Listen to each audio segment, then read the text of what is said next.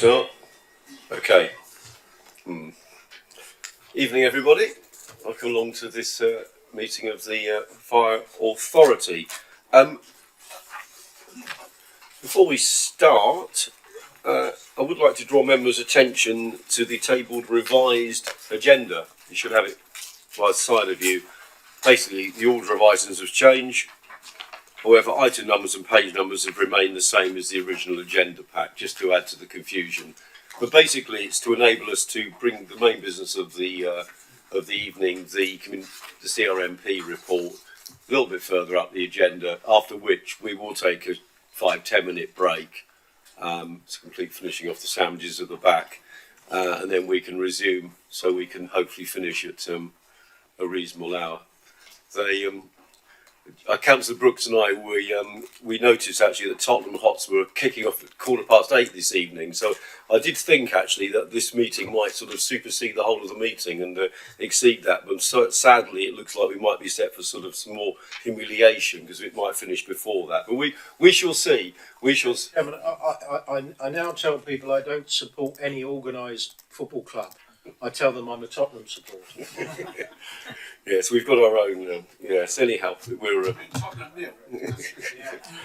right. There's enough football jokes, but hopefully we will be able to go through the evening's meeting with swiftly. And there's a lot of good, really interesting presentations. Obviously, the main business of the evening, which is obviously the CRM MP. So, without further ado, we shall crack on. Any apologies for absence? Yes, Chair, we've received apologies from Councillors Olico, Mackenzie Boyle and Werner. Okay, thanks very much. Faith, are there any declarations of interest? No? Minutes of the meeting held on the 15th of February, pages 7 to 18 on your bigger pack. Is everybody happy they're a correct record? Can I have a proposer for that? Anyone? Councillor Shepherd-Dubay, seconder. Councillor Brown, thanks. So, correct record. Item 4, issues arising from the Audit and Governance Committee. There are no reports referred from the Audit and Governance Committee. Item 5, petitions and questions from the public. We have had none. Faith. Now we move on to receipt of announcements. That's obviously firstly from me. And the first thing I want to say, I'd like to extend my profound thanks. Well, it's actually to 3 members who are joining us for the last time this evening, and one of those is Councillor Bateson. Now, Councillor Bateson was one of the original 25 members appointed onto the Royal Berkshire Fire Authority in November 1997. So she clearly is our longest service member. She's seen a lot of change over the 26 years. She's worked alongside 6 chief fire officers, 5 fire authority chairs, and served herself as vice chair of the Royal Berkshire Fire Authority in 2008-9. From 2015 to 2022, she served as community safety champion, has helped us to develop stronger links with NHS partners when delivering safe and well visits and blood donations at fire stations in Berkshire. On behalf of the Fire Authority, I will be presenting Councillor Bateson with the ceremonial acts in recognition of her length of service to the authority, but that's going to be at the end of the meeting. So we can say our thanks then to Councillor Bateson, and we will be able to take some nice photos as well, hopefully. Next, if people are leaving us, is Councillor Cannon, Councillor David Cannon, who joined the authority in June of 2019. Upon joining the authority, he served as collaboration lead until June last year. It's a very important role, isn't it? As collaboration lead, he was appointed a member of the Thames Valley Fire Control Service Joint Committee and Thames Valley Collaboration Steering Group. So I'd like to obviously thank Councillor Bateson and Councillor Cannon, and also Councillor Sandra Malik from the Labour Group, who is not standing for election this time round. So Councillor Malik has been on the authority for 1 year and served on the Audit and Governance Committee. So thank you, Councillor Malik, as well, for your service. Okay, fundraising efforts. I've got a title here. As we know, we're really good at this in Royal Berkshire. Firefighter staff, volunteers across the service have been working incredibly hard to raise money for charity since we last met. Crews from Slough, Langley and Maidenhead, along with staff and volunteers from the service, organised 2 car washes and collections to raise money for charities on the 18th and 19th of February. In total, the 2 car washes raised over £10,000.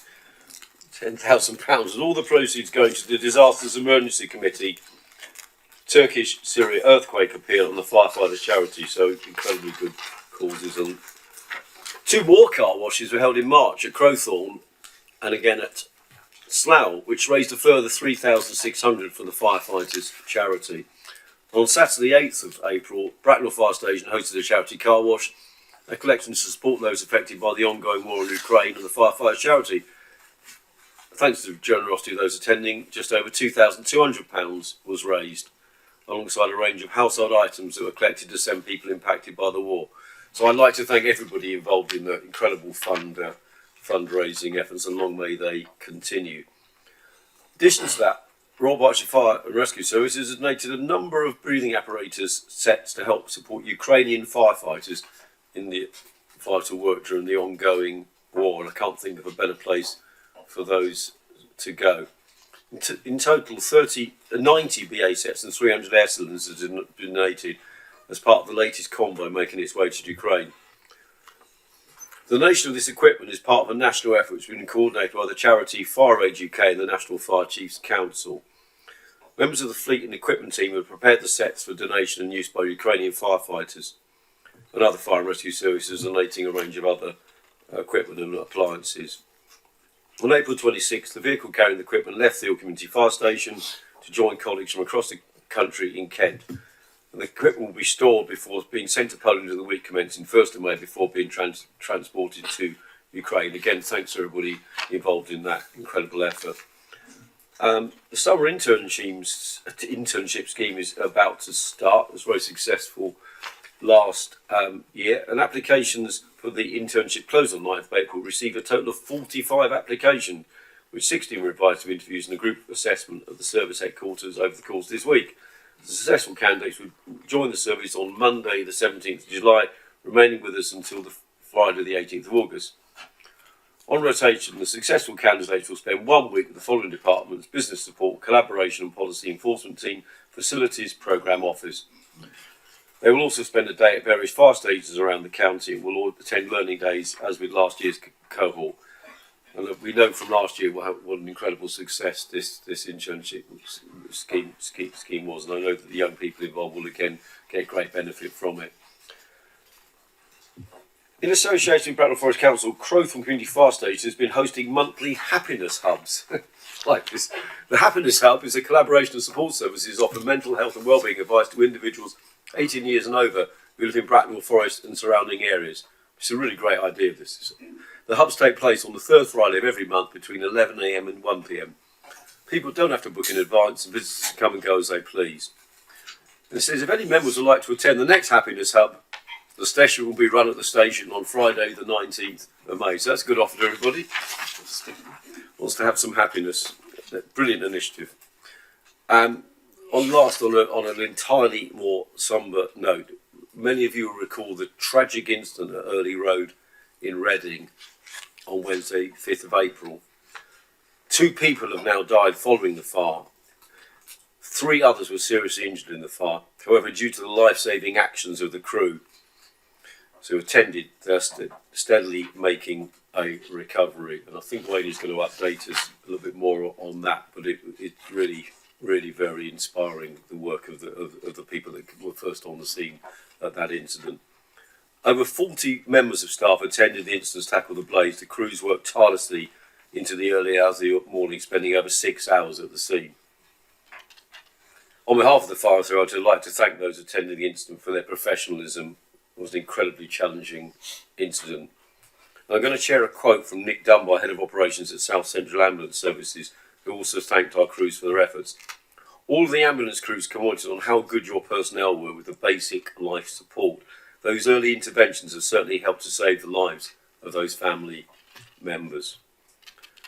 And in the weeks following the fire, our teams worked alongside partners to visit the local community and nearby residents to provide fire safety advice and guidance. And as a Reading member, I know the efforts that have been made, and I know Councillor Lovelock has been involved in that and got feedback from that. And it's been through the Pakistani Community Centre and other aspects of that community. It's been really valuable work. Over 100 residents were visited and 80 safe and well visits were completed. And the work is also ongoing to deliver prevention advice and guidance. Our thoughts remain firmly with the friends, family and local community affected by this incident. I'm now going to hand over to Wayne. Thank you, Chair. Obviously, some parts of the incident are still under investigation, so we can only give a certain amount of information relating to the incident. And as the Chair rightly said, the thoughts really with the family of those who have lost their lives, because we mustn't forget that 2 people did tragically die in that incident, despite the best efforts of all of the emergency responders and our crews particularly who attended. But there are 3 children who are still hospitalised and are slowly, it appears, making a recovery. And we do try and keep crews who are involved updated on their condition, because it helps with part of their welfare and understanding of what's gone on as well. And obviously the wider community were significantly affected by that incident as well, with the large emergency services presence and also dealing with those community funerals for the deceased. But from a fire and rescue service perspective, just a little bit more detail on what the Chair has already said.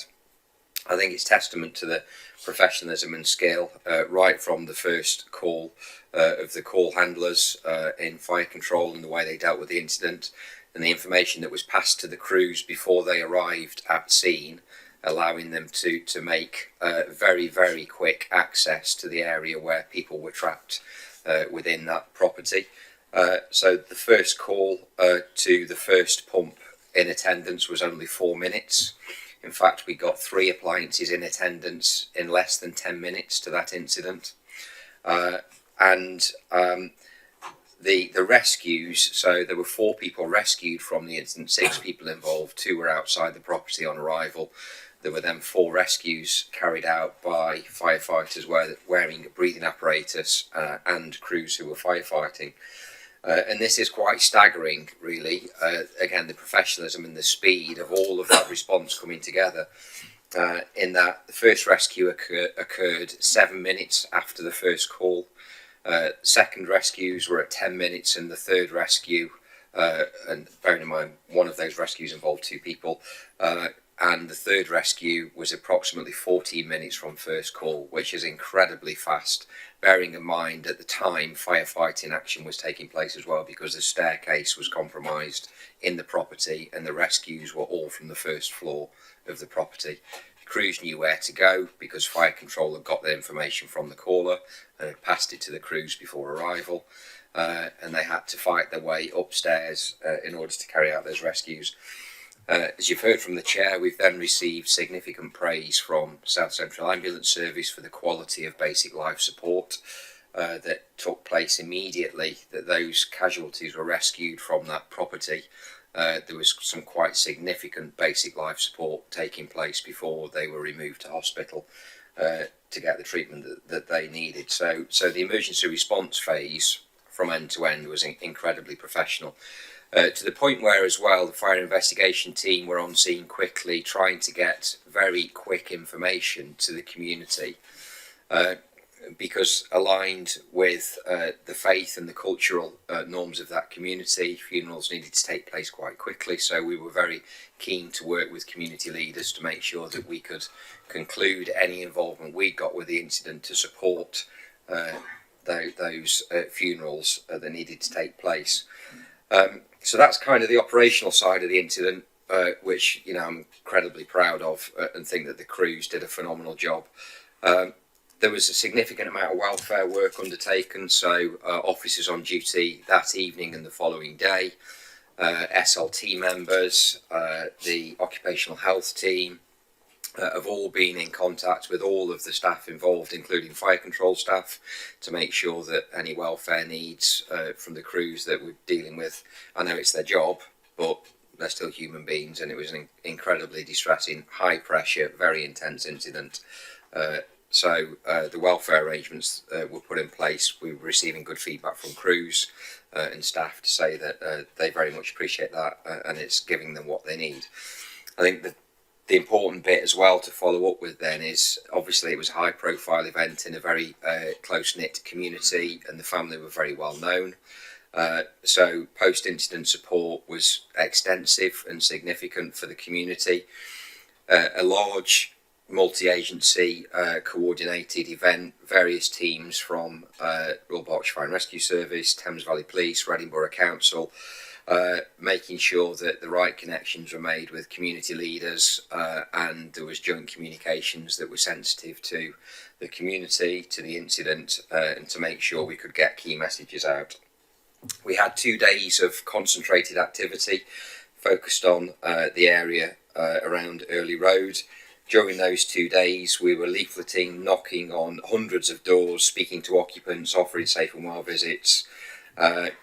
Thames Valley Police had a police constable and 2 police community support officers supporting that event for the 2 days as well, alongside crews from Wokingham Road, Wokingham Fire Station, our safe and well techs from all of the hubs across Royal Berkshire Fire and Rescue Service, prevention managers and community safety advisors, as well as protection managers in case of involvement of houses of multiple occupation or anywhere where the fire safety order applied. We also had colleagues from Reading Borough Council housing team working with us to make sure that we could pick up any issues that arose around safety in the home or regulatory issues as well.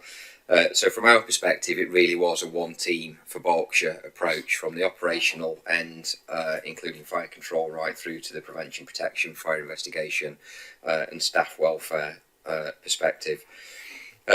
Examples of some of the things we found, we came across a rented property that didn't meet the standards we'd expect, so that was signposted back to the relevant authorities, and that has been followed up. In addition to that, with the additional days of focused action, crews were very warmly welcomed into the Aisha Majid and Islamic Centre on Early Road, where they worked with the Muslim community to raise awareness of fire safety in the home.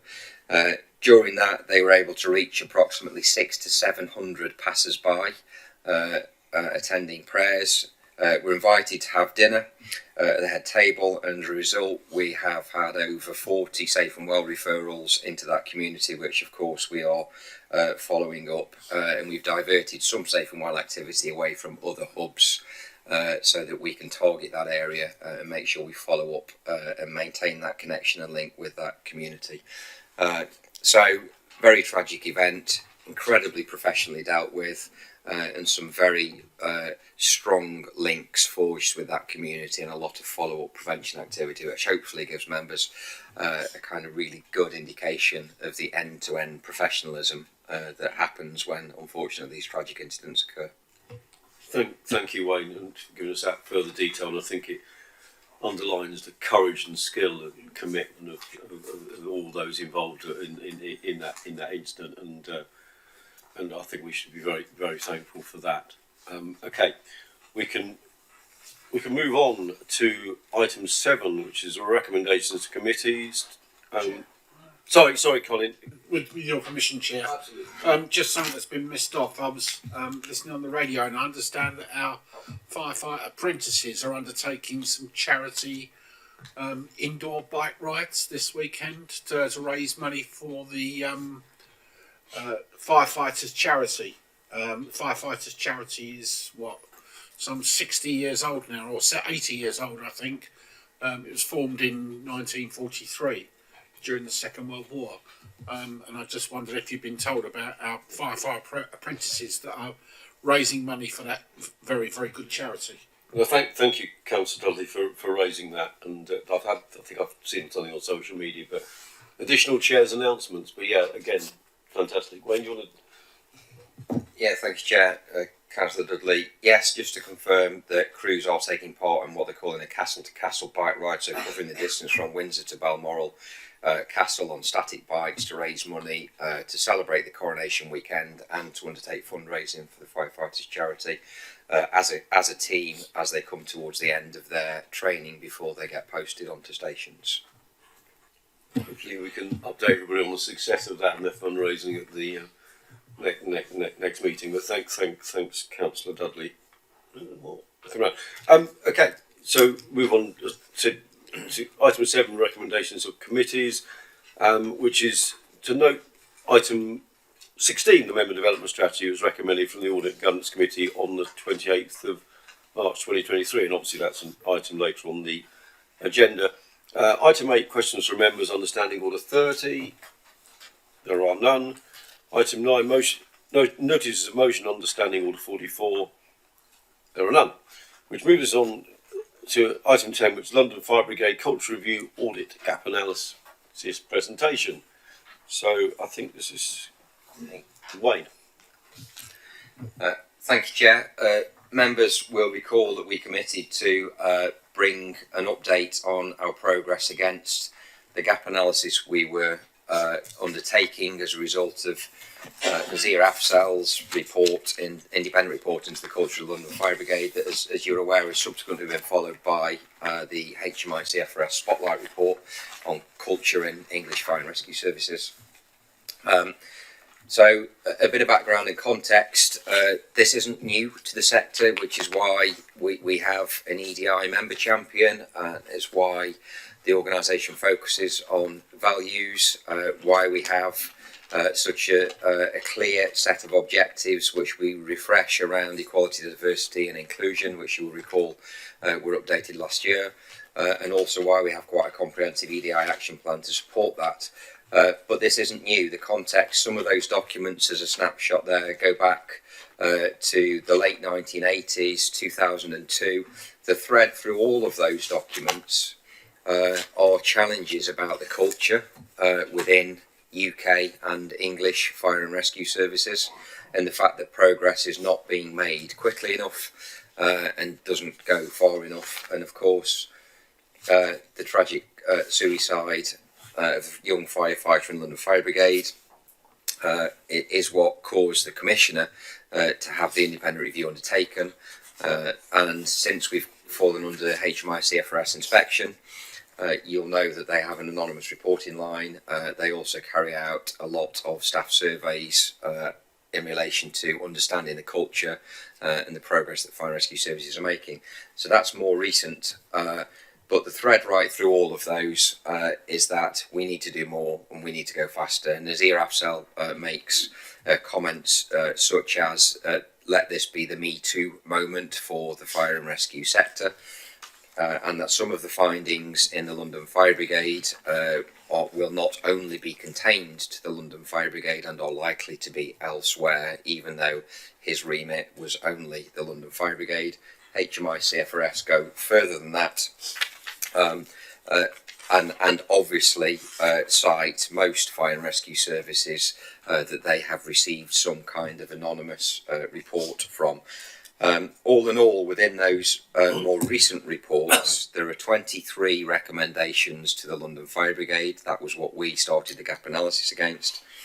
There are 35 recommendations within HMI CFRS Spotlight report, as it's called. 19 of those are relevant to, they directly cite chief fire officers need to carry out some form of action or other, and there are other people who are called to action there, including the Home Office, the National Fire Chiefs Council, the Local Government Association and the Fire Standards Board around what they need to do to improve the situation. Thanks, Faith. So I thought I'd open with a little bit of work that we are already undertaking. So this has been a journey that Royal Berkshire Fire and Rescue Service has been on for some time. We're in the process of revising the people strategy that's already been in place, running alongside the previous CRMP, and that wasn't the start of the cultural journey or EDI work that the organisation has been undertaking. So I'll kind of open by saying that we've just heard about the professionalism that we display as an emergency service, and we are incredibly proud of what we achieve and the quality of service that we provide to the communities that we serve. And I am clear that the majority of people who come to work for Royal Berkshire Fire and Rescue Service are coming to work and are delivering the highest quality services with the community and their colleagues in mind, and are doing a fantastic job on a day-to-day basis. However, I am aware that on occasions the behaviour of some people may fall short of our expected standards, or as is society, the odd bad apple may slip through the net and may be an employee within this organisation. So we will not rest on our laurels in terms of being very clear about the standards we expect, and also dealing appropriately where the standard falls short, or indeed where a bad apple slips through the net. And this, of course, is sharpening our focus. What you see on the slide there is something that we touched on at the last management committee. It's a relaunch of our vision and culture that you will see contained in the new community risk management plan. We thought it was relevant to put it in this presentation because we've been working on this through last year and have waited really for the launch to coincide with the new CRMP. But we'll bring a clear focus to culture. The wheel is intended to show that we put community at the heart of everything we do, at the centre. That's our purpose, that's the reason we exist. And what we do is we respond to communities, we provide community resilience, we prevent incidents where they're occurring of education, and we protect communities in relation to the built environment. They, as you will probably know, are our statutory functions. So that's what we do. How we do that are through 4 key pillars. And you see the top one there in the centre is culture. We've written that in there with a description long before the independent review into the London Fire Brigade or the HMICFROS Spotlight report, because we are very clear that what we achieve is through our people, and it is the people that make the culture. So, any high-performing organisation must put culture as its top priority, because that is how we get things done, and whether we do them well or whether we do them poorly. So culture is one of the key pillars of how we deliver services and how we focus on what we do as an organisation. And of course the others there, capability, risk management and sustainability, all have an equal descriptive meaning. But I wanted to touch on that in relation to the rest of the presentation, really, because there is a clear focus on culture there. So what have we done since Nazir Afzal's report was published? We had an objective assessment of our position against the findings of Nazir Afzal's report. It was as objective as possible in that we had a highly competent, very qualified person undertake that piece of work, who we asked to take a hard and sharp look at policies, procedures, etc. That has been completed and carried out. I'll come back to that in a moment. We undertook a lot of internal communication, so we wrote to staff who occupy underrepresented groups. We then had a small delay, an intentionally small delay, between writing out to those staff group who we offered individual face-to-face meetings with. We then wrote to the remainder of the organisation, talking about what we were doing, but clearly setting out our expectations and the zero tolerance to bullying, harassment and discrimination. And of course we've communicated with members. That was followed then with one-to-one meetings with quite a number of staff who took us up on the opportunity. So I've certainly conducted a large number of one-to-one meetings, as have other SLT members and other directors. They have been completely confidential, completely anonymous. Some of them have taken place off fire service premises to really create the comfort for people to have a very open conversation and share their experiences. I have to say, in the conversations that I've been having, whilst there is some stuff that we need to deal with in those conversations, the themes are incredibly positive about the journey that the service has been on over the last few years and the approach that we are taking in response to the Nazir Afzal report, even though there are things that we do need to fix. So they are very, very powerful. And I'd like to commend staff who have come forward to share their views, for the courage to come forward, even those that have come forward to say things are great, but thanks very much for the opportunity to tell you things are great, but particularly those who've come forward to say there's something I want to know. So incredibly powerful. HMI CFRS have been asking for data returns.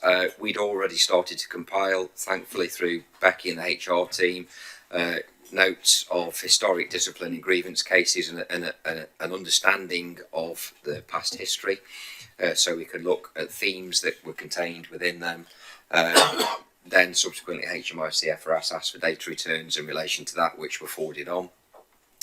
We've asked EDI steering group under Jim's leadership to cross-reference the gap analysis we've done against the London Fire Brigade review with our existing EDI action plan, so we can understand where existing work is already in progress and where we can target our activity to make the most progress as quickly as possible, and also remove any duplication, so that we can get a really clear overview about all things related to culture.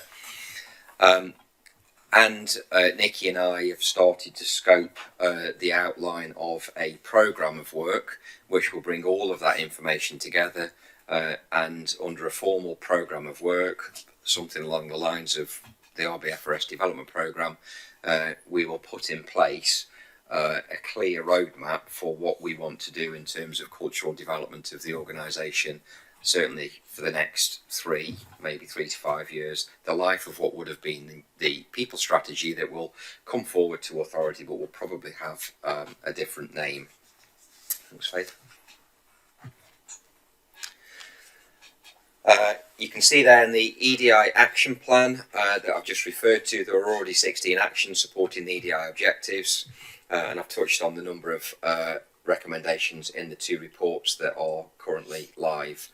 The work that's in progress as a result of those EDI action plans, again, we've touched on some of that.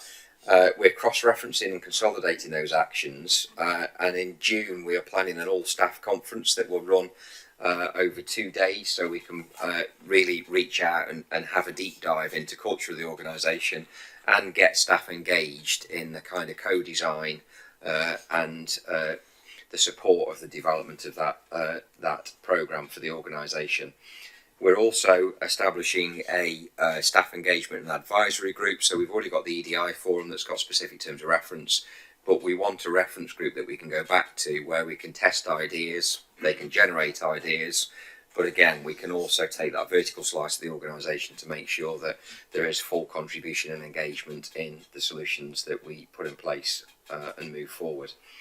And we need to give some clarity for and mobilisation of the workforce. In a lot of those one-to-one sessions, but also team visits, staff are asking for clarity about the standards. So we want to give some clarity, and we'll do that through further staff engagement, that all-staff conference, and also the outputs that come from that all-staff conference that start to shape the new development plan. Thanks, Faith. The leadership challenge, as I see it in there, is that we've heard again about one team for all Berkshire Fire and Rescue Service. We are absolutely committed to that, and I think this is a really useful vehicle and catalyst to underpin that one team for Berkshire, particularly the next few activities that we undertake to kind of harmonise the workforce and bring them together again. We need to be really clear about the expected standards, and we're going to talk to the workforce about how we achieve that at that staff conference, but we've already started that in the written communication and in the staff visits that are taking place. But staff need to have trust and confidence in the fact that standards are being upheld, that they will be supported and development will be in place to understand what the standard is and how to achieve it, but also that fair, robust and swift action for breach of standards will take place.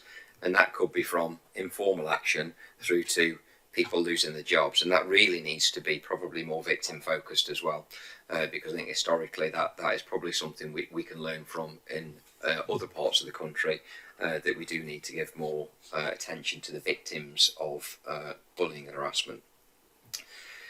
We need to be really clear with the leadership expectation, and that leaders, we're all human beings, we all make mistakes, but leaders need to continually role model the behaviours that we expect, and understand that the culture that we have in this organisation can be described as the way we do things around here. And the last point there is added in, members of Royal Berkshire Fire Authority, have a clear leadership role.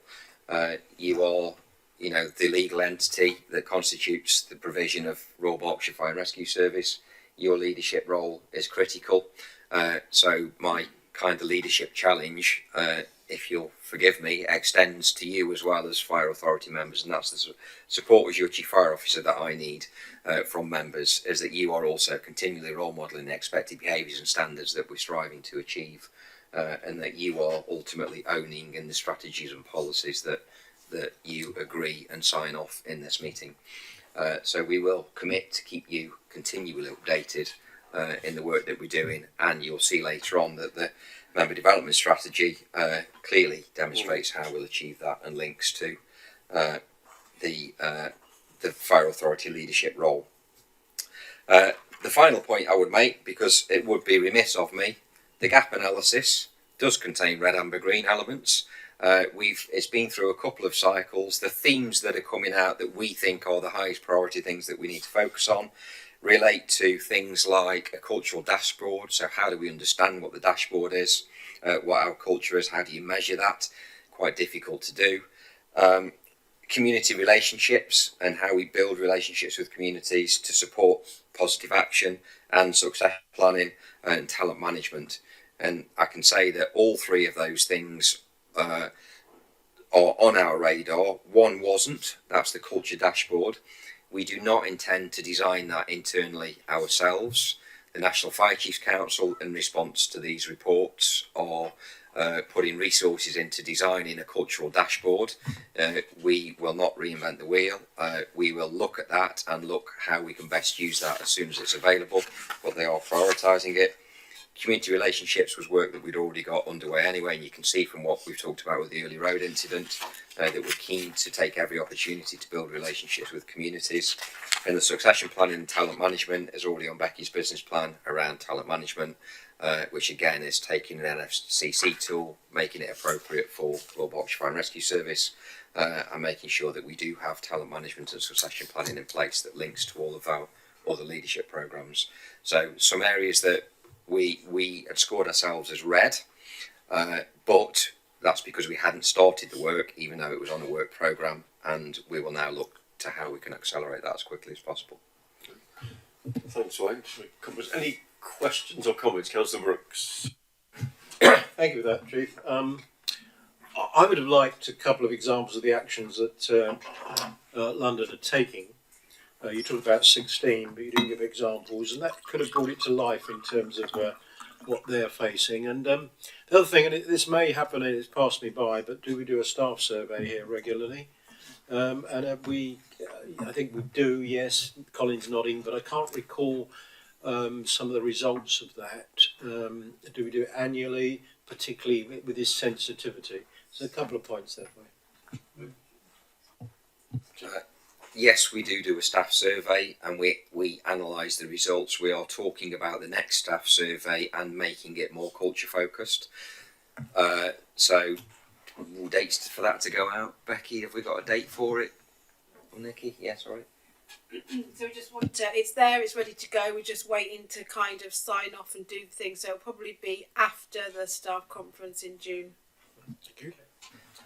And the actions, the sort of example actions that London were taking, you said 16, and I thought we'd bring it to life just here. Yeah, so a lot of them are London specific, but there are actions such as London didn't have an anonymous reporting line for staff.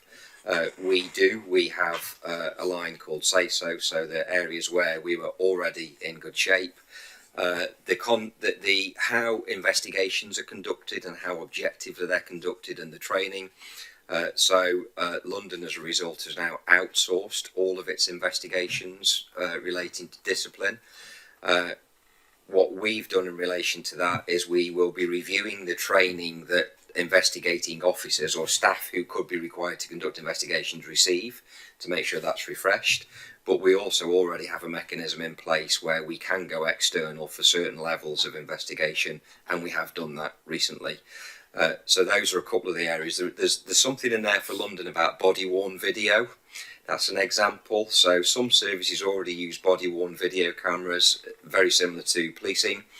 Policing obviously uses them for specific purposes. Those services that use it already use it for training purposes and generally decision making and protection of their staff. In the case of London Fire Brigade, it was suggested that it be used whilst people are undertaking safe and well type prevention activity, because there were some allegations about poor behaviour when in private properties. We do have a project in place to look at the opportunities for body-worn video, but not for a prevention perspective, really more for a training and operational decision-making perspective. So that's kind of three of the areas that we're looking at. Councillor Dudley? Yes, thank you, Chair. Great presentation. Thank you very much indeed. I think it's something that shall be close to all of our hearts. I've got a couple of questions and then a comment, if I may, Chair. My first question was about say-so, whether or not we still got it, and glad to hear we do. Just to put in background, we actually got a good mark on our culture and our the way staff feel from HMI. But shortly after we got our HMI result, we heard on the news, didn't we, that every single fire and rescue service in the country had some report of bullying. So obviously HMI are not going deep enough into it. And so I'm glad to hear you say, Chief, that, you know, still we've got things need fixing. We understand that.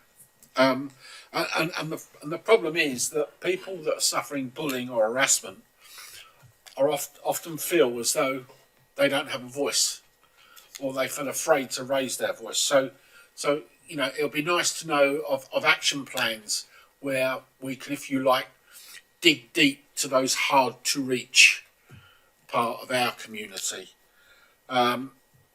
So I just wanted to know that, you know, as long as we're trying to reach everybody's voice, and trying to give everybody an opportunity to raise an issue, because what might not be an issue to me would be a big issue to somebody else. So can you give us any explanation how we're trying to reach those hard to reach individuals, if you like? Thank you, Chair. Thank you, Councillor Dudley. Hard to reach staff or community groups, or both? Well, both, but I was more worried about staff, if you like. Not that I'm not worried about community groups, but, you know, I think some of our staff that are, if you like, more timid, or are being bullied and are harassed by either their immediate teams or their immediate boss or even immediate junior, because bullying goes up as well. I think hard to reach staff are even harder to reach, and hard to reach communities. So we are piloting a training program called Active Bystander, which is exactly what it says, really. It's about giving people the tools and the confidence to step in and challenge if they hear or see something that may be not directly related to them, but makes them uncomfortable, or they can see as making someone else uncomfortable. So we're going to pilot that training, and that'll be happening soon. Also, through the written communication that we've had, we've talked to staff about the importance of feeling comfortable to speak up, and signposting them to all the employee assistance programme routes that we've got, as well as simple things like we've updated the phone directory, and we've included an increased number of reporting lines that people can call if they want to speak to somebody, if they don't feel they can use Say So or speak to somebody in the organisation. But that will also be part of the cultural development programme and the staff conference and conversation. And it will be something that we plan to weave into the leadership and development training about how to create the environment where people feel comfortable to speak up when things aren't right, even if it's not with their immediate line management or with their immediate team. And for example, the apprentices are coming into service at the minute, and we are spending a significant amount of time talking to those new members of staff about this exact topic and how they should have the confidence and can have the confidence and how they can go elsewhere than their normal team if they feel they need to speak up. Thank you, Chair. Councillor Linden, and after that, Councillor Lister. Yes, Chair. I think on the staff service, it goes to audit and governance, doesn't it? So it might be useful if we could pass it on to members of the management committee as well. It might be useful to note, really, so that we all fully understand what's going on. Thank you, Chair. Councillor Hayes-Simons. Thank you. Thank you, Chief, for the very detailed presentation and the very detailed analysis that you and your colleagues have done. I wonder if you could be a little bit more specific about the kind of gaps and weaknesses that our staff threw up that they would like us to address, not in great detail, but with the sort of bullying that goes on, if there is some, that kind of thing. Thank you, Chair. I think that the main theme that I would probably draw attention to are microaggressions, that as would be referred to now. So, and it's difficult to go too much further, if you'll forgive me, Councillor, because we did commit to complete confidentiality and integrity to create the confidence that Councillor Dudley's asked about for people to speak up. But it's quite a broad topic that is very relevant and comes up throughout things like the Spotlight Report and the London Fire Brigade Report, I think. It'd be fair to say that in many of the conversations that I've had, people have talked about microaggressions and the impact that they can have, and the lack of understanding by the perpetrator that they are perpetrating microaggressions and the impact that that is having on the individual. So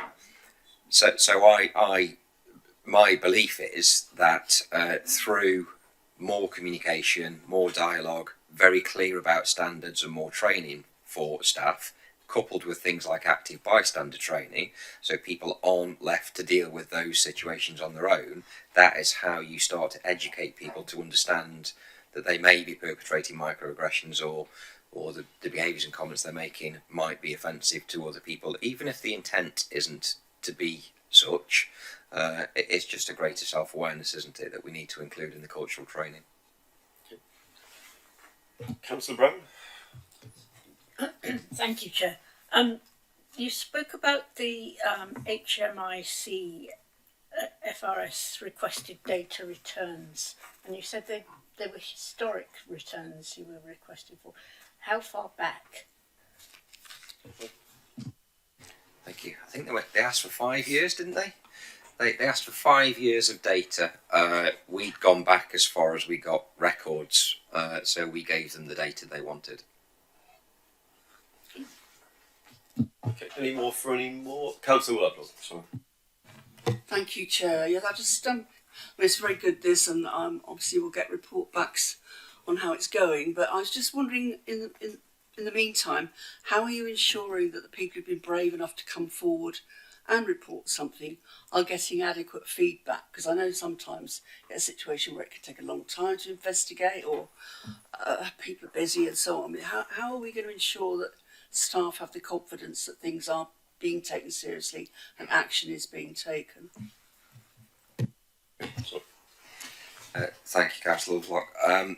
So effectively, where an action is required as a result of one of those conversations, whichever member of SLT has been dealing with that has been feeding back to the individual on the progress, and we have committed to take quite swift action, and that action could be against a process or a procedure that we have where we sharpen something up because it takes too long. So I suppose effectively that's the point I made earlier about we need to give more thought to victims and how we support victims in these processes. So effectively it's one-to-one or direct feedback to the individual, but they will also see a change in procedure or policy where we've managed to do that. Nikki, do you want to? Yeah, Nikki, yeah, absolutely. So just to add in, we've had Say-So in place, the independent reporting line now for maybe 6 years, and those reports come directly to Becky and myself, and only to us, and we sort of triage them and send them to the relevant directors. In many cases, they are anonymous, so we feed back to Say-So, and they then can feed back to the reporter.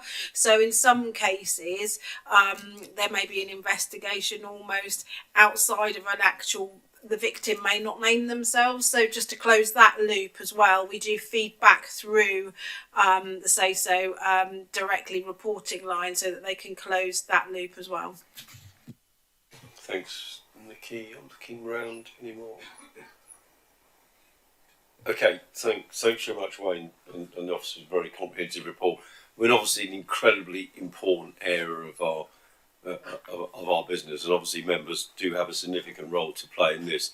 And I think you can bet your bottom dollar when the next HMI inspections are made, this will be very, very rightly so, given a great deal of emphasis. And it's good to see we're making preparations in advance. Okay, we move on now with a change of agenda to agenda item 17, which is you received as a separate pack. And I think Doug is going to take us through this. Thanks, Chair. Evening, members. As detailed in the paper, a CRMP review of water rescue capability was undertaken during 2022, which amongst other recommendations identified a requirement for enhanced water rescue resource in the east of the county. The senior leadership team took an operational decision to implement that recommendation, which is essentially an uplift from a wading capability to swift water rescue and includes such things as swimming and use of inflatable craft.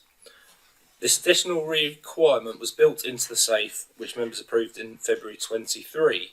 This paper therefore requests the approval of a capital spend of up to £100,000 as provided for within the SAFE.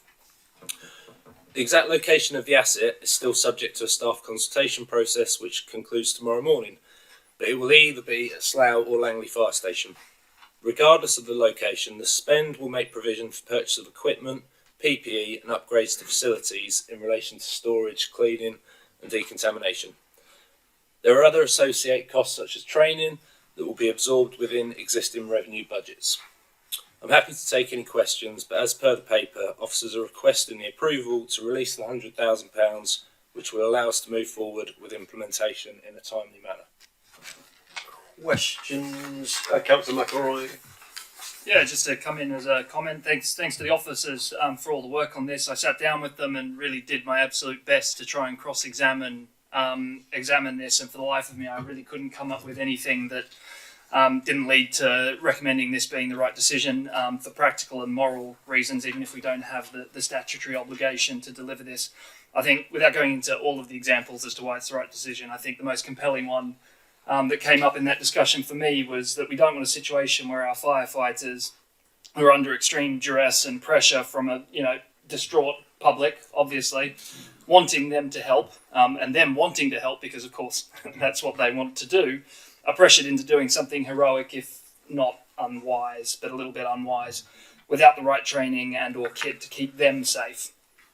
So I guess I just wanted to come in to say I really support the business case put forward, not just for the difference it could make in those sorts of situations, but also for avoiding the terrible optics of being called out to site and not having the kit and training to be helpful, which is not a good look. As lead member, I'll allow you not to ask a question, but it doesn't. I suppose there is a question in there, isn't there? In a way, does this give us extra? Does this give us the extra capacity to avoid the situation Councillor McElroy was talking about? Yeah, absolutely, and I suppose without getting too technical, the Module 2 capability that all of our operational staff are trained to is a much more basic provision than the Module 3. So it allows you to enter water, but only in a wading capability. So you can't swim. You can't enter, I don't know, the Thames, the Jubilee River, for example, in the east of the county, and effectively make a rescue in the same way as you can with Module 3. So there's absolutely, sadly, there's been examples, as we know, last summer where people have drowned in bodies of water in the east of the county where, I couldn't tell you that a Module 3 capability would have changed that outcome, but what it certainly would have done is allow our firefighters to operate more safely and in a more meaningful manner, which is a significant benefit in itself. Councillor Bateson.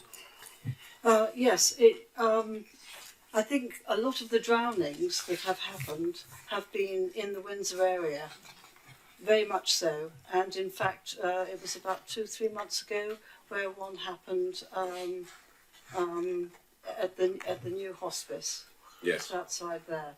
And I just wondered why Windsor isn't in, because Windsor's very, very close to the Thames.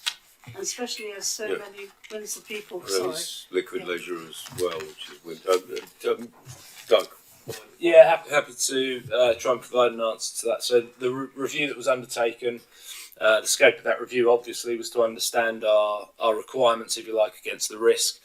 It identified the Reading area and the Maidenhead Slough locality, as was described in the report, as our highest risk areas based on incident data going back approximately 5 years. And I guess for members that are familiar with the geography, as you say, there's going to be points across the Thames, Jubilee River, etc., where we know we have, sadly we have incidents where people are entering the water.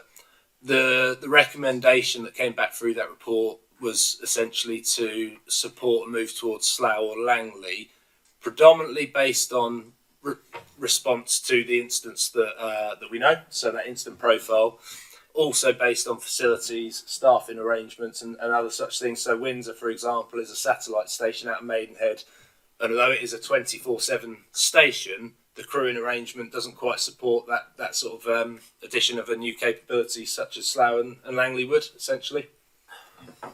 But Doug, obviously it's still in the area, isn't it, to be used by those people with it when it happens in the Windsor areas, Councillor Bateson has highlighted. Yeah, absolutely. And also what this won't do and isn't intended to do is to meet our response standard of 10 minutes. That's a different thing. That's our incident response for our pumps. But the working model around survivability suggests that it will increase chances of survival, our effectiveness if we can attend within a 30-minute window. So whether it's Slough, Langley, that will support that in most of those cases, and it will bridge that gap between our current provision of Caversham Road and what's available in counties surrounding us. Which is a lot more than 30 minutes, Yeah. I think. Councillor Dudley. Thank you, Chair. Similar question really about the choice of Slough or Langley, and I know I did listen, Doug, and I did hear you say that the location hasn't been decided yet. So take this with a pinch of salt. So two-part question: this 100k for this additional equipment to undertake these enhanced water rescue capabilities. Can you just tell us what they are? Are they waders, or is it a boat, or is it both? And my second question, as I may, Chair, is why is the decision taken to put this equipment in a remote station from where our current water rescue equipment is, which of course is Cav Road, isn't it? Thank you. Doug, two questions. Yes, I think I'm okay to answer that. So, in terms of your first question, Councillor Dudley, it's somewhere in between. so our Module 2 capability, as I say, which is all of our operational staff at the moment, is essentially the ability to operate safely from the bank, and in some situations wade in bodies of water. Predominantly comes into its own, to be honest, in kind of wide area flooding territory. What we have by way of provision at Caversham Road is a Module 4 capability as per DEFRA standards, and that is swift water rescue, i.e. people can enter the water either in a swimming capacity in inflatable craft or indeed powered craft, which are the boats that we have at Caversham Road. The Module 3, which is the proposed and recommended through the CRMP review, is the swift water rescue piece, not powered craft. So that was what was recommended through CRMP in the operational decision that was taken by the senior leadership team. Sorry, Councillor Dudley, please remind me of the second part of your question. It was about the location. Okay, and so the location, as I tried to suggest before, was recommended on a risk analysis basis. As I say, the two areas identified in that report were Reading and were Maidenhead, Slough localities, and our current provision, being at Caversham Road, just doesn't quite meet that east of the county requirement as it stands, in terms of ability to get there in a reasonable time frame to address that risk, essentially. Hence, Slough and Langley being the obvious solutions. No, Chair. Yeah, of course. Thank you. So, going back to my first part of the question, sorry, I've been a bit thick, I'm sure, but just tell us, this equipment, you were saying I said, is it whaler or is it boats? You said somewhere in between the two. Just for a simple old me, can you just tell us what this equipment is, please? Yeah, and in terms of trying to break down, I suppose, the £100,000, so to uplift the capability of either of those fire stations by way of X number of people, which we anticipate to be 28 people to make that provision. There's a PPE requirement per person, so they will all require dry suits, buoyancy aids, lots of other ancillary equipment, and we estimate that cost to be around 33,000 as per option 2 in the business case. The equipment to make provision for Module 3 is essentially all laid out in the DEFRA guidance, but it's a combination of inflatable craft, so things like rescue sleds, mud and ice paths, dinghies, etc. It's also inflatable lines of lots of different lengths, so that we can do tethered swims, so that we can set up pulley systems to operate safely in the water, etc., etc. And again, lots of other ancillary equipment. And our estimate for that, based on the provision we have at Caversham Road, is about 21,000. The facilities upgrade for either of those sites is estimated to be somewhere in the region of 35,000. So there's actually quite a lot that goes with it, as we know from Caversham Road, in terms of providing adequate storage, providing adequate opportunity to decontaminate staff when they come back from those types of incidents, obviously operating in, sometimes, dirty water, etc., etc. So our estimates, are in that region of sort of 35,000. So whilst there are other associated costs, as I say, that we can build into existing budgets, such as the initial training, these are the ones that were highlighted to be released through the SAFE allocation. Thank you. One last, if I may, Chair. So will this facility or whatever, will it have its own vehicle? So in terms of vehicles, so we will require a vehicle to make provision for that water rescue capability, i.e. carry crew of 4 or 5 personnel and the associated equipment I've just talked to.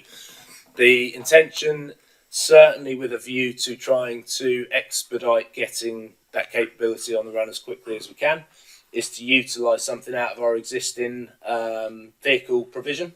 So with some modifications, we've got plans around that, and again, any costs associated with that would come out of existing budgets. Within the SAFE vehicle and Andy McClenahan's vehicle strategy, we would also be seeking for a longer term vehicle to meet that need. But again, that's monies that would have been identified through the SAFE. Okay, thanks. Councillor Haley-Salt. Thank you. When we go into schools to talk to the kids, do we warn them about swimming in lakes and rivers and so on as well? For example, that when you're going down, you actually think you're going up and getting tangled up in reeds and that sort of thing. And do we tell them what they should do if they do get into difficulties, and what their colleagues and friends should do if they see a child in difficulties? And also, do we take our little tank in that shows the action of a weir? And what Okay. happens if you get to the bottom of a weir? Who wants to take this one? Thank you, Councillor. I think that's a very good observation about the prevention side of this, and a discussion that we had at the senior leadership team when we were going through the recommendations. You know, clearly prevention is the most important part of this equation when it comes to water rescue and the risks associated with it. So through our local safety plans, the teams do an awful lot of work and prevention activity around drowning prevention. We know that it is a significant risk in the community. There was conversation earlier about statutory duties, etc., but sadly, fatalities both nationally and within Berkshire remain relatively high around water rescue, or water incidents, should I say. So we do a lot of activity in schools. I can't remember the key stage off the top of my head, I'm afraid, but we make an offer to all secondary schools to go in and try and educate people around it. In addition to that, during the summer periods, we kind of step up our activity in kind of local risk areas. So Jubilee River being a great example, Sonning Bridge, all of those places where, despite best efforts to try and warn people maybe away from entering those bodies of water, we try and do that education piece. There was a really good example last summer, a piece of work in the East Hub, where the hub prevention teams and the station staff worked closely with the leisure complex at Braywick, and there were free swimming lessons put on during the summer holidays for teenagers, and we were sending crews down, and they were kind of using that opportunity to sort of play through some safety messages as well. So the prevention activity is really, really key here. Shouldn't lose sight of that. But equally, we know there is a requirement for response, and sadly that played out last summer in the east of the county. Terrific. I mean, we hope we never have to use this equipment, but sadly we almost certainly will. Councillor Shepherd-Dubai. Are we protecting the firefighters about sewage discharge when they're doing water rescue? Because sewage discharge is becoming more and more of a problem because of the water companies and lack of change in the rules. So the reason why you may have seen me smiling, Councillor Shepherd-Dubai, is we've recently had a health and safety audit that threw up. One of the considerations in relation to that was firefighters getting sick from essentially swimming in those bodies of water. It's a really tricky one, and we talked about it today at Health and Safety Working Committee.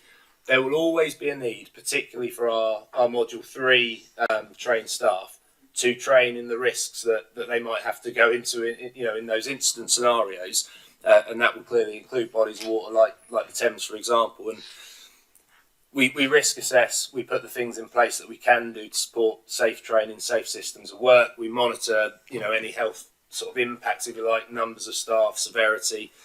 Tracy Hawkins, our health and safety manager today, was saying it's sort of recognised as a national problem. So we are doing the things we can, and we're reviewing if there's more we can put in place to support that kind of staff safety element. To some extent, it is a risk benefit piece in terms of our role, I suppose, but we do what we can. I did a triathlon at Windsor many years ago, and before we started with the water bit, the chap said, "Don't swallow the water." It's advice, which wasn't a great start to the day. Councillor Linden. Thanks, Chair. Through you, Doug. You were mentioning about schools. Does that include academies and private schools as well? And those for pupil referral units and places like that? My understanding, and maybe I'll have to come back with a point of clarity, but my understanding is the registers held, if you like, across all the hubs would pick up all secondary schools.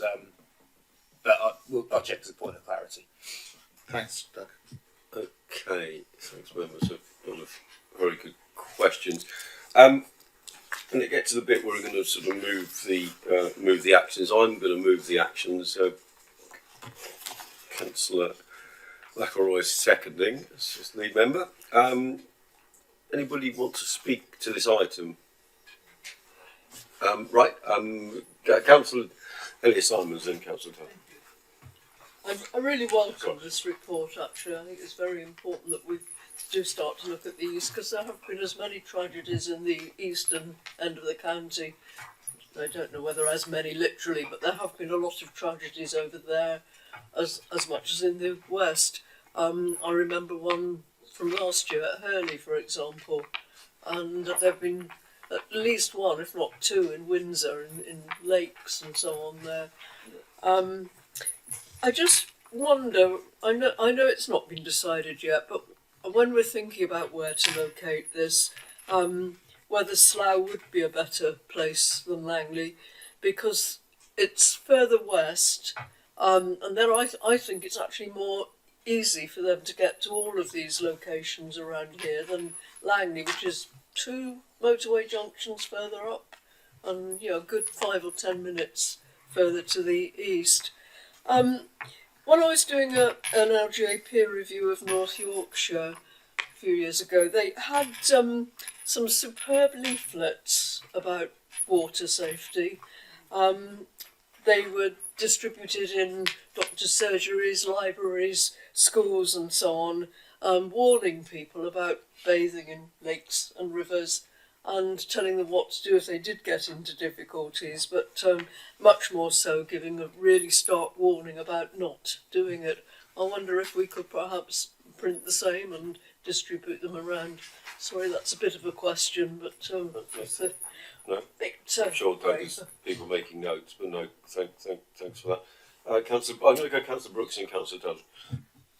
Thank you, Chairman. And picking up on that point, not so much the Langley versus Slough, but there's a tendency, I think, these days to expect everybody to look at these things online, but to put them on paper and in a notice board or in various areas, they stand out more, and I rather support that line of communication, and I think an advertising campaign around that would be very helpful. However, my main point was that I was very grateful to Doug, and I think it was Katie, who gave me a briefing on this, given the financial implications, and I'm very much supportive of this.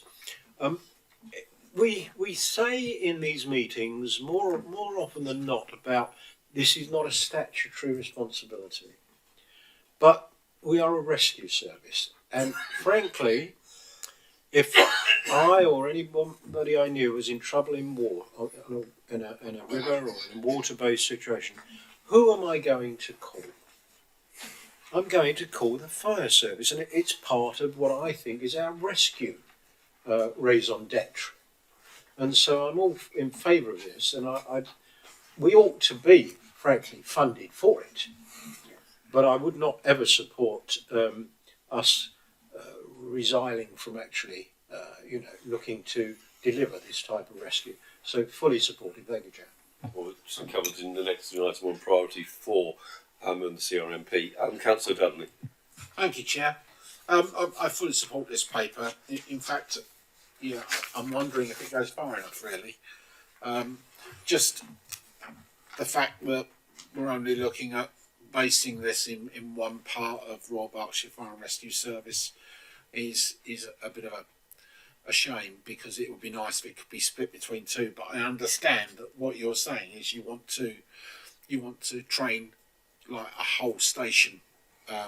Is it 28 people you said, which is like 4 shifts, isn't it? Or 4 watches, sorry. So I understand that. And as I say, I fully support it. I think in actual fact that when I look at the capital cost on page 11 of this report at 5.1, there's 91,535. I understand the amounts that are down there. What I don't see is any training costs in that, and whether that training is being swallowed as part of our existing budget. But of course, that it's additional training need. So it would have been nice to see perhaps some extra money in there for training, for use of this equipment. But overall, I think it's a fantastic additional arrow to have in our quiver, so to speak. So and I'm sure it will save lives. Thank you. Thanks, Councillor Dudley. Councillor Bates. Just a very quick one, and that is that if we're going to send out literature at some stage about it, it's at the beginning of the summer when that's, I think you will find that most of the drownings have been then. Yeah. Indeed. Any other members? I think Councillor Brown. I will just make the point that the national operating guidance identifies that fire and rescue services should give due regard to water rescue capability when considering community risk management plans, which sort of says you've got to have responsibility for it a bit, but you're not going to get any money for it. And then I return to page 151 in our main agendas, where the FBU comments in priority 4 about the incidents we attend. They'd encourage that areas such as rescues from water and MTA are made a statutory duty, along with the funding to provide safe and effective response. I absolutely agree with that. Yeah, thanks. I mean, as I say, this is the reason I had this on the agenda actually here, because there was a little bit of an I know this is the old CRMP. It shows it's a living document. We'll touch on this. We'll talk about priority 4 in the next item. But I think, you know, from the JRA, fully support. I think that notion, Councillor Brown and others have supported that as well, and it may be a work for the authority, in line with the NCC, you know, with the Chiefs Council and others, to lobby for that in the same way we've lobbied for sprinklers and other things, and you know, I think hopefully been effective in this, because as Councillor Brooks said, the actual public, they actually probably expect the firefighters to do the rescue when it isn't part of our statutory duties in that respect. But I think this new equipment is welcome, and so, you know, I think, well, obviously I know we're going to find the support of members here this evening for that, and I hopefully officers have taken on board some of the comments about literature stationing where it goes, maybe in, you know, coming forward proposals for more of this in other parts of the county, but you know, that's something we can discuss at another meeting. So I'm going to move 2.1 and 2.2. All those in favour? Councillor McElroy's already done that. Any against? Any abstentions? No. It's carried unanimously. Okay, I'll put my glasses on now, so a bit to read. We move on now to the main item of the agenda. We will be having a break after this, so we can get a quick cup of tea and the sandwiches. But this is obviously the CRMP, which I, as well as being chair, this is taken as one of the member champions in this area, leads in this area. So, I mean, for those that don't know, the Community Plan and the Community Risk Management Plan, or CRMP for short, sets out the Fire Authority's plans for managing fire and rescue related risks that could affect our communities. Indeed, the CRMP explains how we reduce or manage these risks, either by changing the way we work, collaborating with other agencies, or building new capabilities. We've spoken a little bit about that just now. The plan details what we believe the most significant risks posed to the people of Berkshire, and this is done actually with a lot of comprehensive mapping to reach these conclusions, and provides a comprehensive overview of how we intend to manage them as a service. This has been done in line with the requirements laid out for CRMPs in the Fire and Rescue Services National Framework for England. Our latest CRMP will cover a 4-year period, the last covered just 3, from 23 to 27. As a service, we have opted to make the changes that better complement our mid-term financial plan and allow us more time to address priority areas with the resources available. Hopefully, some more resources available, Connor. As many of you know, we've just concluded a public consultation for the priorities presented in the CRMP document, and members who have seen, we've had a lot of good feedback, and a lot of consultees have replied. We're going to hear about that in detail, but I want to thank everybody, members of the public, staff, members, local authorities who've participated or shared details of this consultation, and we've received a very positive response. We'll now hear some more details about the consultation response before members will have the opportunity to ask questions, I know you will, and decide on the finalised working of the CRMP document. So I'm going to hand over to Wayne to briefly outline the strategic commitments as set out in the new CRMP. Over to you, Wayne. Thank you, Chair. So the latest corporate plan and CRMP is the service's first since I assumed the role of Chief Fire Officer in 2021. A lot has changed in the past 3 years under the previous CRMP, both in Berkshire and beyond, and we feel that this new plan should reflect those changes well.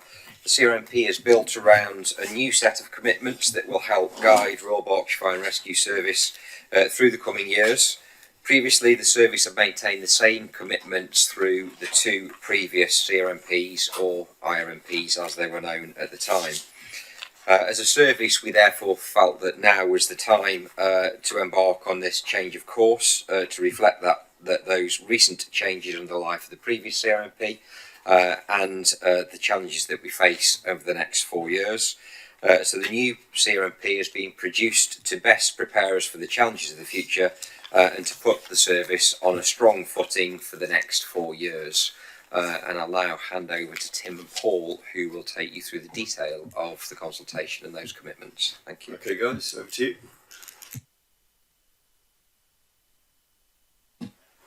Good evening, councillors. I'm going to give you a run through of the consultation process that we've undertaken. You've got full details of the consultation in your pack, so I'm not going to hopefully labour too much detail, but try and give you a flavour of the consultation that we've carried out.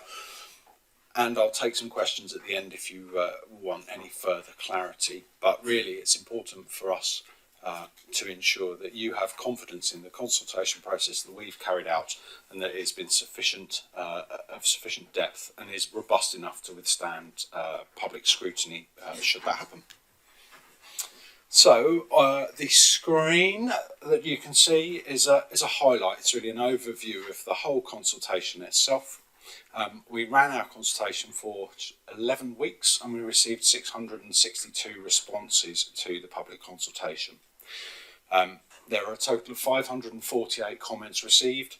Not everyone that responded to our consultation answered all of our questions, so hence the disparity there.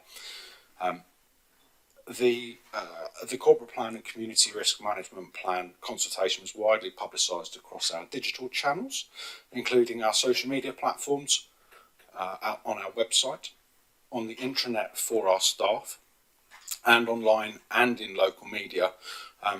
And we made sure to also deliver it alongside in-person community engagement activity by staff across the county. So this wasn't a digital-only approach to public consultation.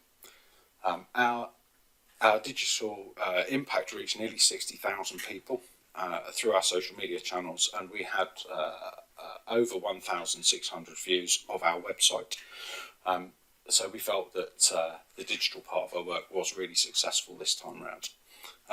And in an attempt to engage with staff and public in a really accessible way, we also held 11 in-person briefing sessions, and firefighters met with and engaged with community groups and provided additional opportunities for feedback and questions. And that was quite successful and built on previous consultation work that we'd carried out.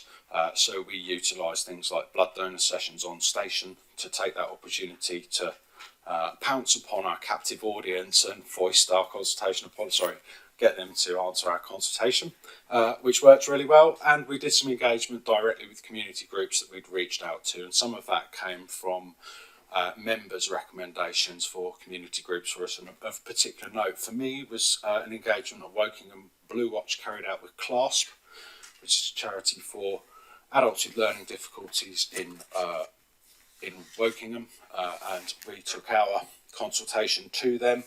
We took our Easy Read document with us and went through that with them with quite a large group, and then received feedback on the quality of our Easy Read document. So we've done some quite good stuff this time, and I'm quite pleased with those responses. I think it's been quite a good effort from our staff.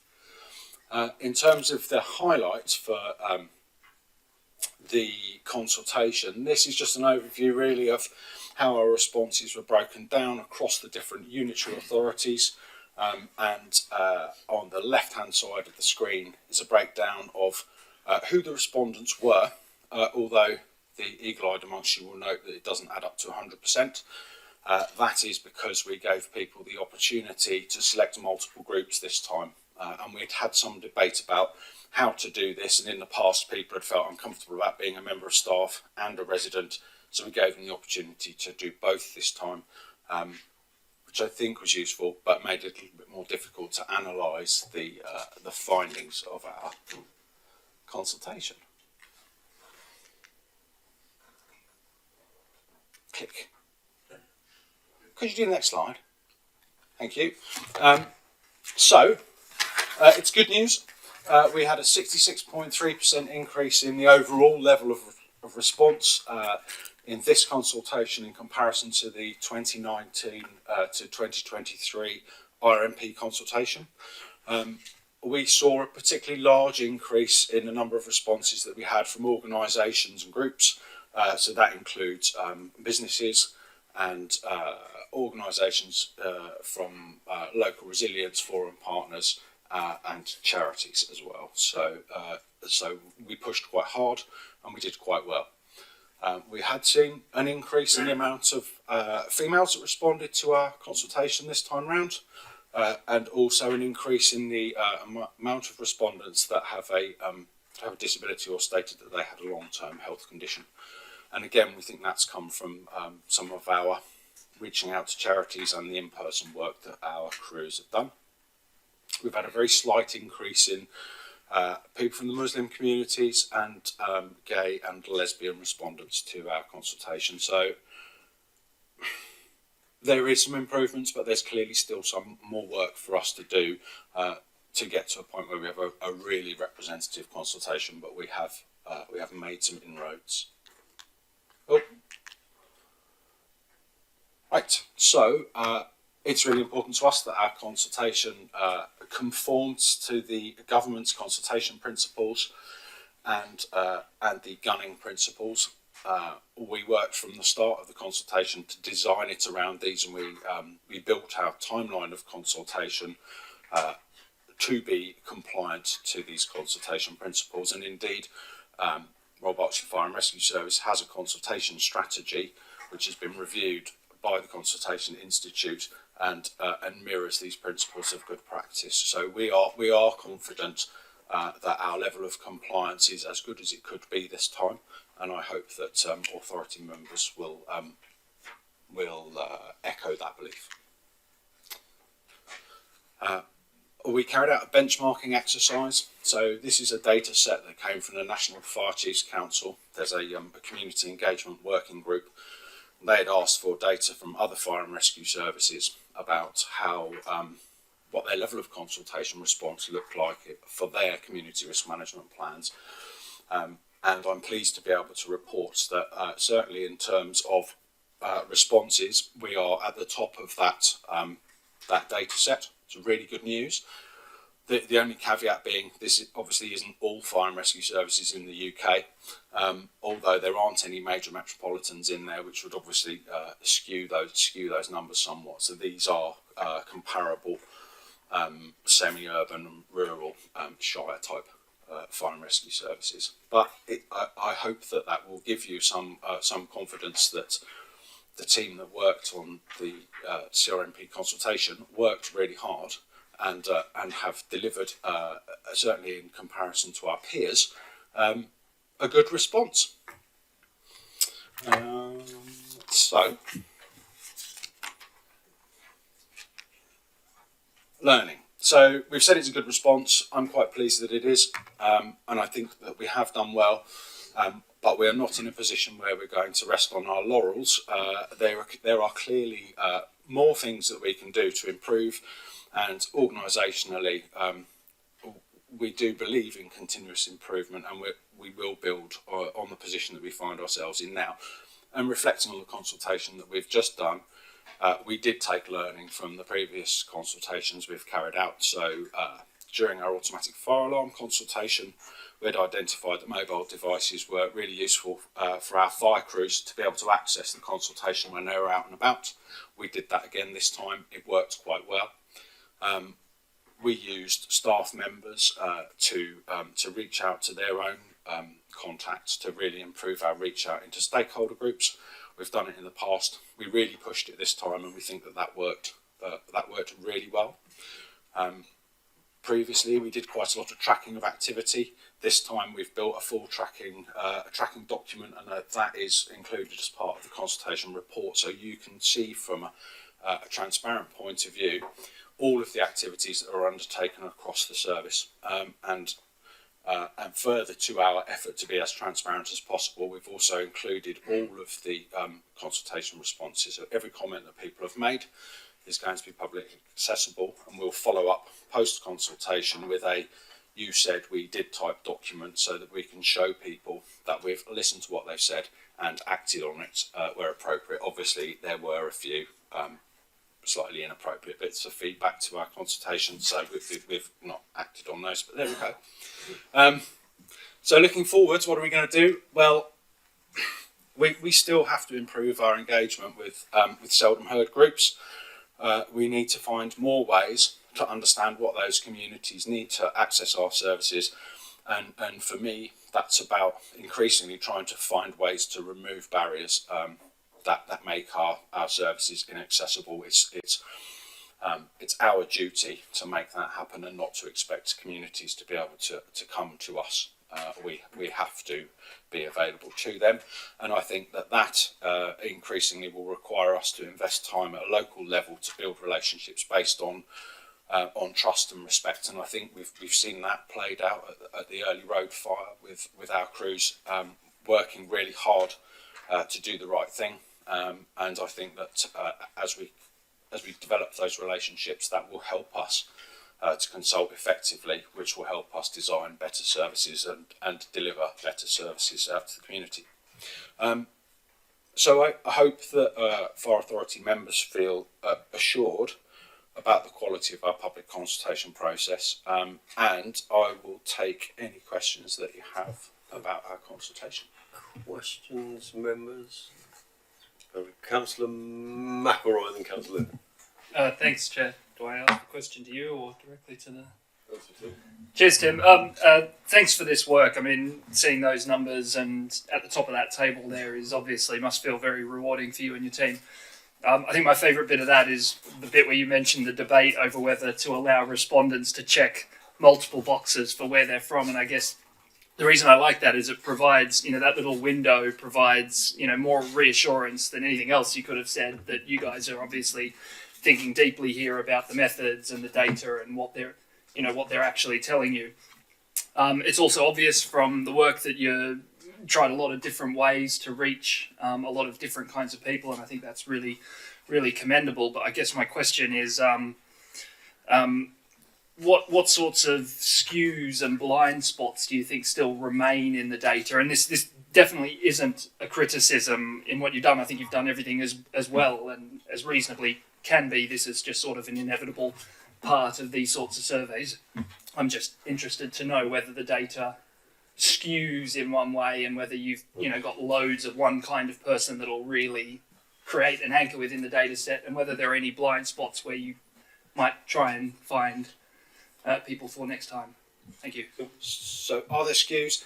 Yes, I think there probably are, and until you receive a feedback from a respondent profile that really nicely matches your community, you can never be certain, because we're always going to hear from a slightly disproportionate representation. And for me, we hear from quite a lot of staff.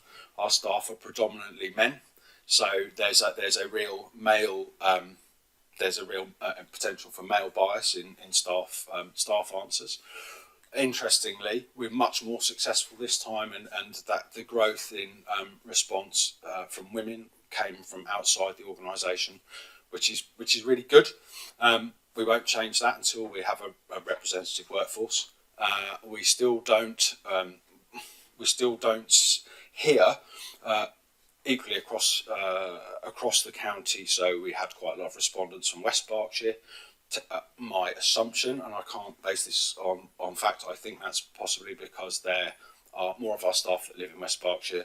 It's more affluent in the east of the county, and I wonder if those people have more access to the channels that we are using to communicate, and possibly that we don't hear from East Berkshire because we still haven't developed those community networks that we need to really reach out. So I think there's always going to be a skew in our data until we can overcome that.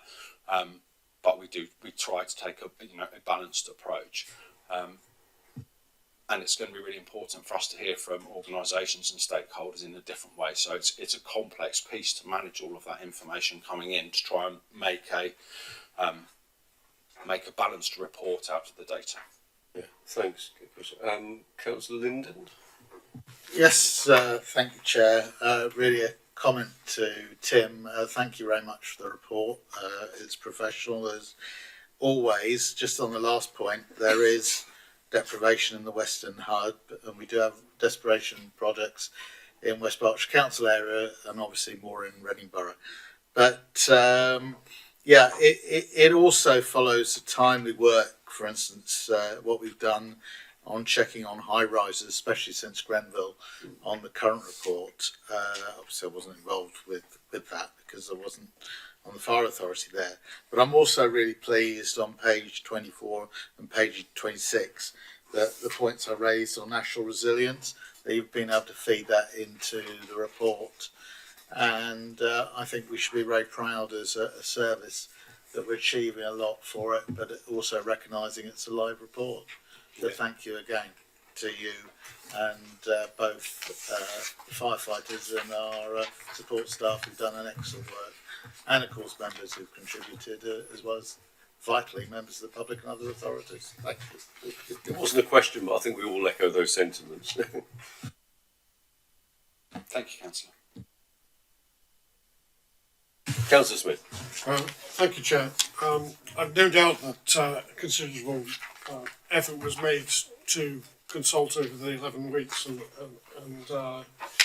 we can see evidence of that. But as a member representing Slough, I am a little bit disappointed by the low Slough figure compared to the rest of Berkshire, particularly because I think it is fairly well known that Slough, compared to the rest of Berkshire, has sort of lower rates of people owning computers and access to Wi-Fi, and conversely, we've got higher rates of ethnic population groups.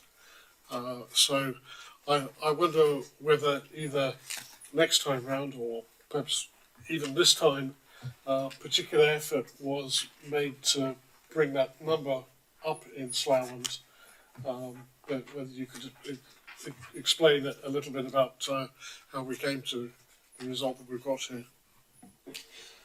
Yeah, happy to answer. So we did undertake some specific activities in Slough. So we attended the Great Slough Winter Get Together. We had a car wash over in Slough where we shared our survey with people coming to the car wash. We sent Slough's crews to a charity ice hockey match. So we've tried, but I think there clearly is still more work to do over there, and there are there are some high risk areas from dwelling fires in Slough. It's clearly identified in the CRMP document itself.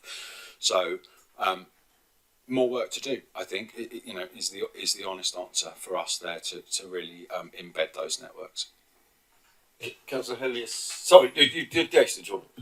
I was just going to say, Chair, obviously if we went back 2 or 3 years ago, significant effort was being made by the fire service to contact hard to reach vulnerable people in Slough during the pandemic and the lockdown and so on.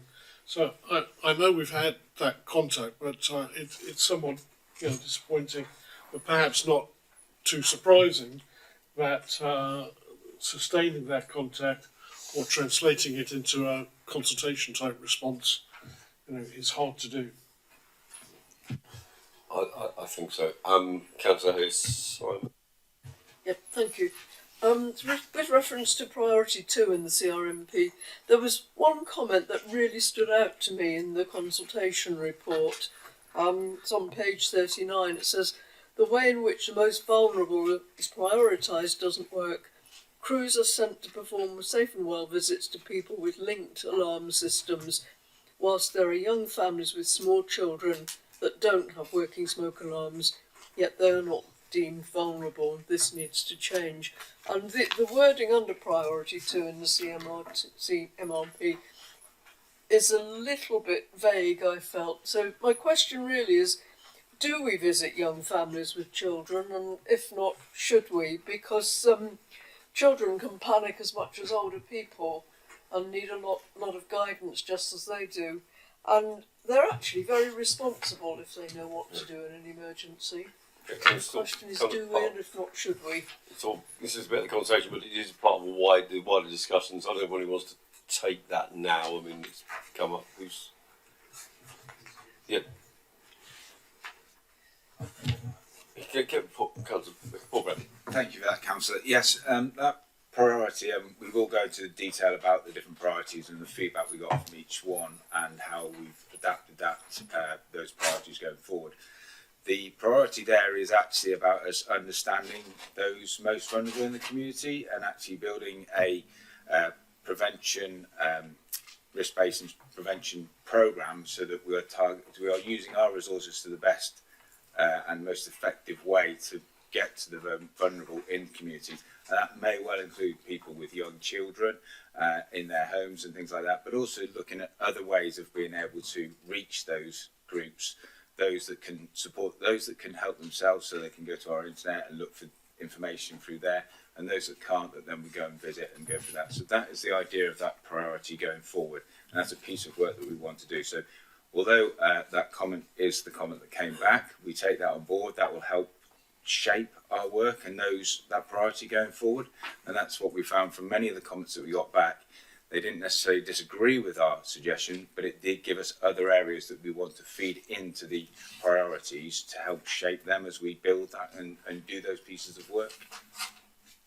So, Councillor Brooks, this is my consultation. I think I heard the officer say that we'd be revisiting the priorities later. I don't know if that means this evening, but I'm uncomfortable with priority 4 and I'd like to see a change, and I can make it something of a question. You see, Councillor Brooks, sorry.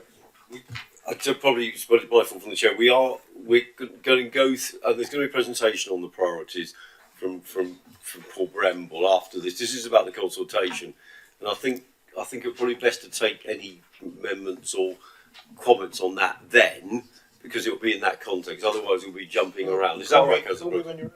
Yeah, I'll call him ready. But this is really we're asking questions. We're having a presentation on the consultation, and then we're going to have a presentation on the priorities and some of the reasoning behind those. So just to get that in order for people, for members, and say probably it's my fault from the chair for not making that clearer. Questions? Any more questions about the consultation?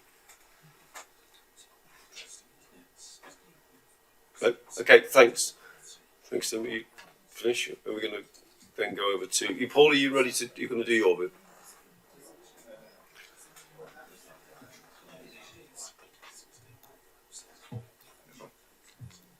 Thank you, Tim. Thanks for that. Yes, so we will now go on to the priorities and the strategic commitments. And I would just like to start with saying I want to thank the members for the support also during the consultation, and the team appreciated your involvement and your willingness to share community contacts throughout the consultation period. It was very helpful for us in reaching as many people as we could.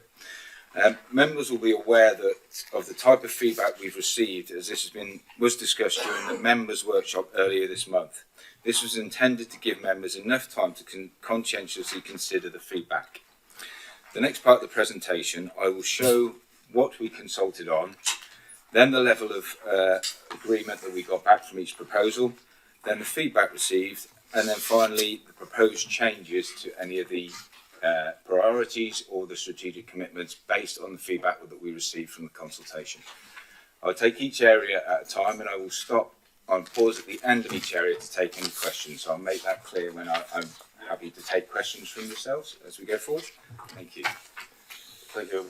So the first area that we consulted on was the strategic commitments. I won't read through all the detail, but it did cover our prevention, protection, response, resilience, sustainability and people.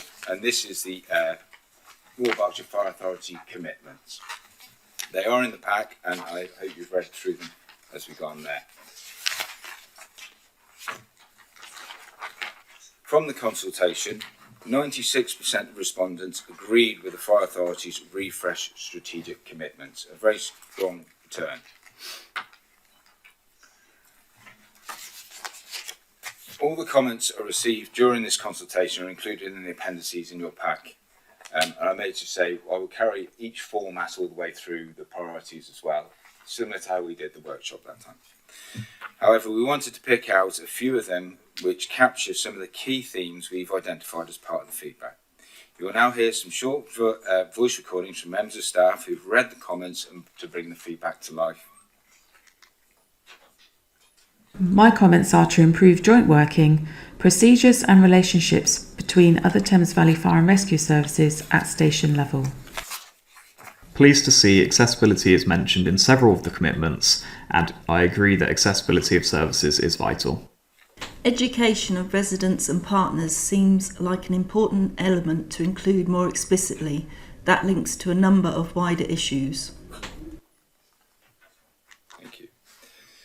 The table on the screen there highlights the three areas of our stakeholders that we've been able to identify through our consultation and draw out where they most common themes from that. The top line, and it's the same for each area as we go through it, the top line is the most common themes that we're getting from those groups of people. And from this has helped us to adjust or change any of the wording in the priority to support it going forward.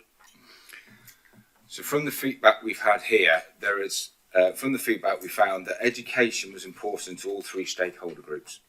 And within the prevention commitment, I've highlighted in red there the word education, because it wasn't in the initial area that we put out for consultation. So we've added that in there, prevention, education activities, to really bring that out there so that we know that's where our focus will come going forward.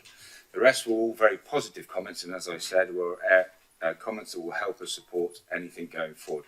So I'll pause there just to take any questions on that. Is the revised proposal for the strategic commitments. Any questions on strategic? Yeah, it's in the yeah. It's in there. It's in the pack. Yeah. They are in the pack. I will tell you so it makes it easier for you to refer back to. They're in your packs on page 56, and in red on each on the commitments and with the priorities are the changed wording. There's quite a lot on the screen. I appreciate that it's quite difficult to read on the screen at this point from here. You've very good eyesight. So they are in the pack.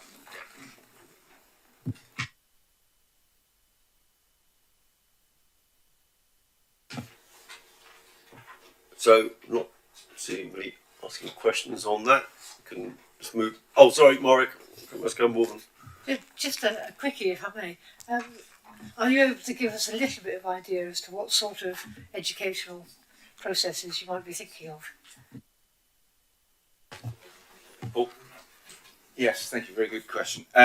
There's for the detail. It's more about reiterating the education programs that we can currently do in our prevention program, so not reducing it, but enhancing those to a better level. And as I said earlier, about that risk-based prevention program that we're looking to achieve and to create, and when looking at areas outside of obviously home fire safety with the water rescue, which we talked about earlier, and how we can target that, and also road safety as well. So those are the type of areas that we're looking for on that area. Thank you, Paul. No more questions on strategic commitments. Let them. You can move. Oh, Councillor Smith. Thank you, Chair. On priority 4, page 58. Chair, could you hold us? We're talking about strategic commitments. You're jumping. We're going to come to priorities. We've got strategic commitments, then priorities.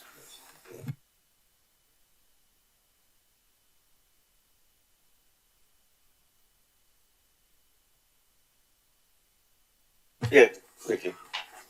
So just for a bit of clarification, I think if you want to actually look at these in the pack that you received as part of the pack for this meeting, then it shows the differences on page 56 and 57, but they're also summarised in the papers on page 21. Some of you may have a copy of the document that was maybe shared from the members' workshop, which was the original consultation document, but actually what Paul's talking about now and what we're looking at today. For clarity, you can see those changes summarised starting on page 56 and moving through as he goes through the presentation but they are also summarised in the covering paper that starts on page 19.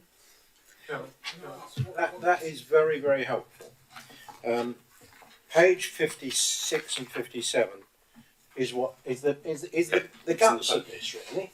Yes, and exactly. should have been drawn our attention to earlier, so we can look at the changes recommended. Now, this was on the desk.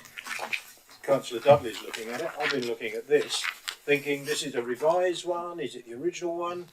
At least now I can see a bit of light through the fog. Chair, could I just pick that up? Yeah, Paul, you want to Apologies pick that for up? the confusion on that, Councillor. The actual CMP document that was provided you is the example of what the finished product will look like, or the finished document will look like, that we'll put on the website and use hard copies of. It hasn't got the revised proposals in there for the priorities and commitments, as we needed that to be agreed at this meeting. And as Nikki has pointed out, or as we've said, that the actual guts, as you said there, Councillor, of the report is on that page 56 of your agenda pack, and highlighted in red there are the changes that we're proposing following our consultation feedback. And also following the member workshop as well. Yeah. So. Thank you, Chair. So for clarification, what's been consulted on? What have the public seen? Have they seen this, or have they seen another edition of this? Have they seen the changes? I mean, have we consulted on the changes that are in there? Cool. Thank you, Councillor Dudley. They have seen the CRMP document that you lifted up there with the original proposals. Yes, that's been consulted on. The changes are the ones that have come from that consultation and that are in your agenda pack now to be agreed, to then be set within the CRMP, to then be published and aligned to the services plans going forward. Yeah, and the changes are highlighted in red, and it's also from the members' workshop. Some of the comments were taken on board, so I think that is the process. So, Chair, the changes haven't been consulted on. No, but they're as a result of the consultation and the members' workshop feedback. That's the issue. Go away. Just to be clear though, so original version, consultation, consultation amendments included for your decision tonight, they will not be further consulted on. We consult once. So that's what we're doing. Yes, We're conscientiously considering. absolutely. That's our role. That's our role. I think that's good. Paul, do you want to crack on? So strategic commitments we're on, and we'll do a list. Thank you, Chair. So the next is priority 1, and this is to develop the integrated service delivery strategy to meet the changing profile of risk in Berkshire. And we had a 97% of respondents agreed with priority 1.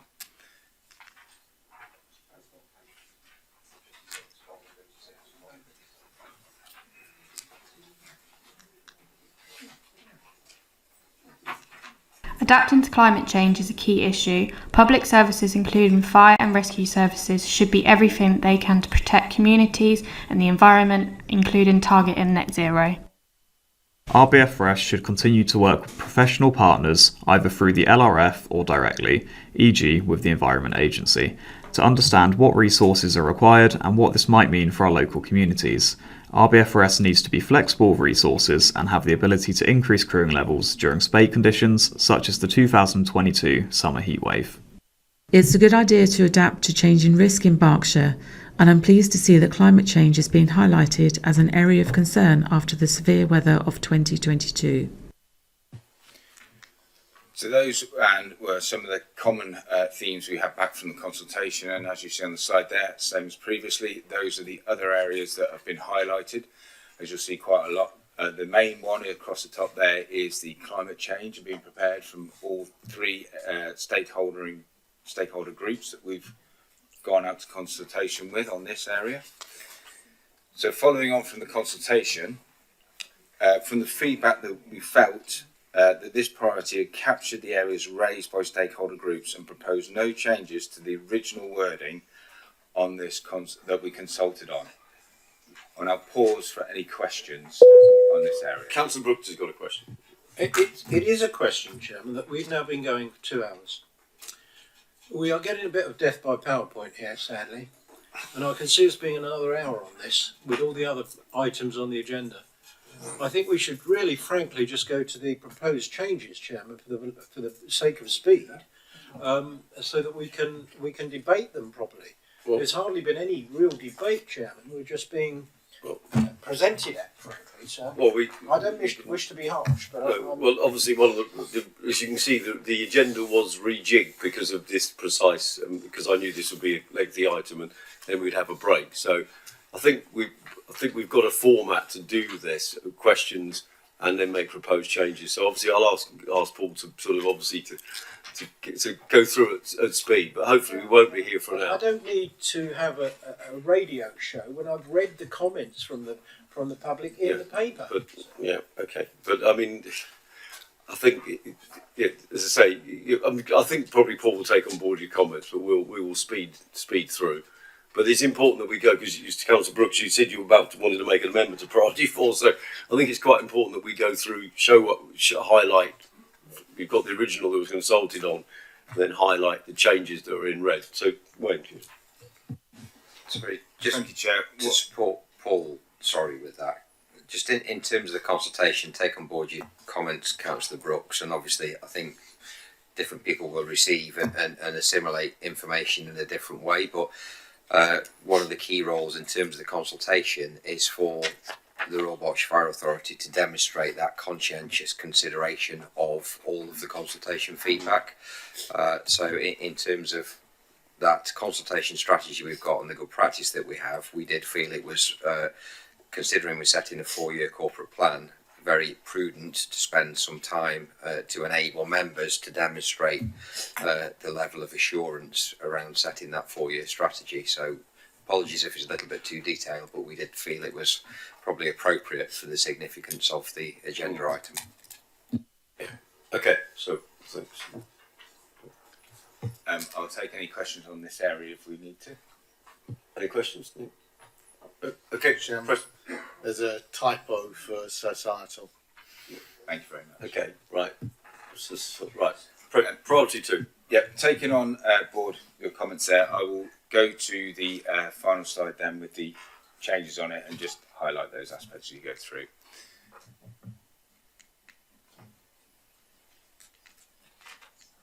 It might still do this again. We should be targeting the... There we go. So that's our main areas that we had feedback from in the 3 stakeholder groups. And in red, we've changed the wording within the priority to reflect those comments that we've had back, which was mainly from our partner agencies that strongly wish to collaborate with us in this objective, which is the risk-based prevention programme that I spoke about earlier. And so this is our partners wanting to work more with us in implementing this and looking at how we can reach further groups and vulnerable people. I'll take any comments in this area. Any comments? Straightforward changes. Thank you, Paul. Oh, sorry. Morvant. Yeah, sorry, I'm a bit Sorry, no, different. slow with this. Just a quick thought. I know from our local authority that a lot of work has been done with vulnerable groups, working through partners in the charitable sector. Is that anything that might be possible for you to piggyback on, so that we don't reinvent the wheel? Yes, certainly we will look to not reinvent the wheel and piggyback on other areas, and that's about us speaking with those partners and charity groups so that we're not duplicating work. Definitely that is something we would look forward to within this area. Okay, thank you for the question. Right, priorities. I'll go through to priority 3 then. The response model should also... To make it easier for everybody.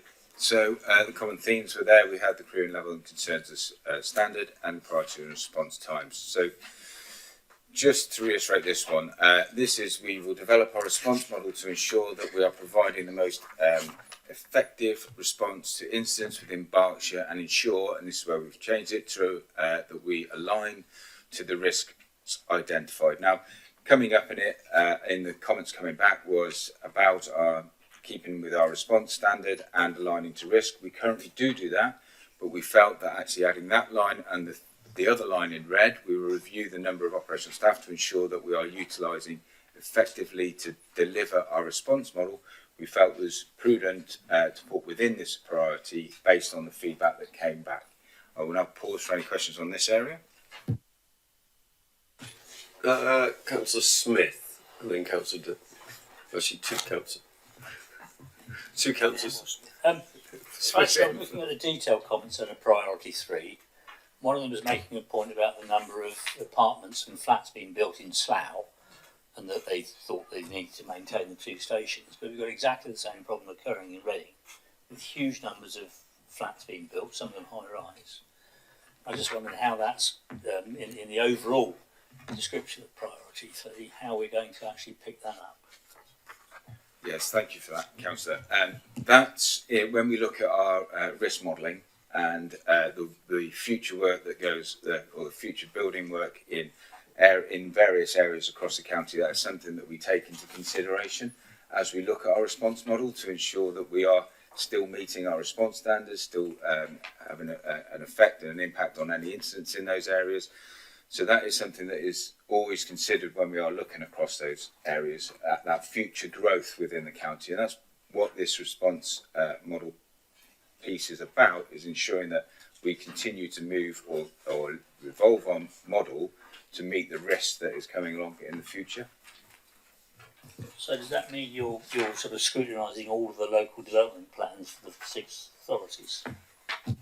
We don't necessarily scrutinise all the development plans, but we keep we need to understand what the increase is and how that is coming along. And we are aware of obviously high-rises being built more in Reading, so we need to ensure that we still keep our high-rise capability for incidents that are going, or for incidents in high-rise and compartment fires in that way.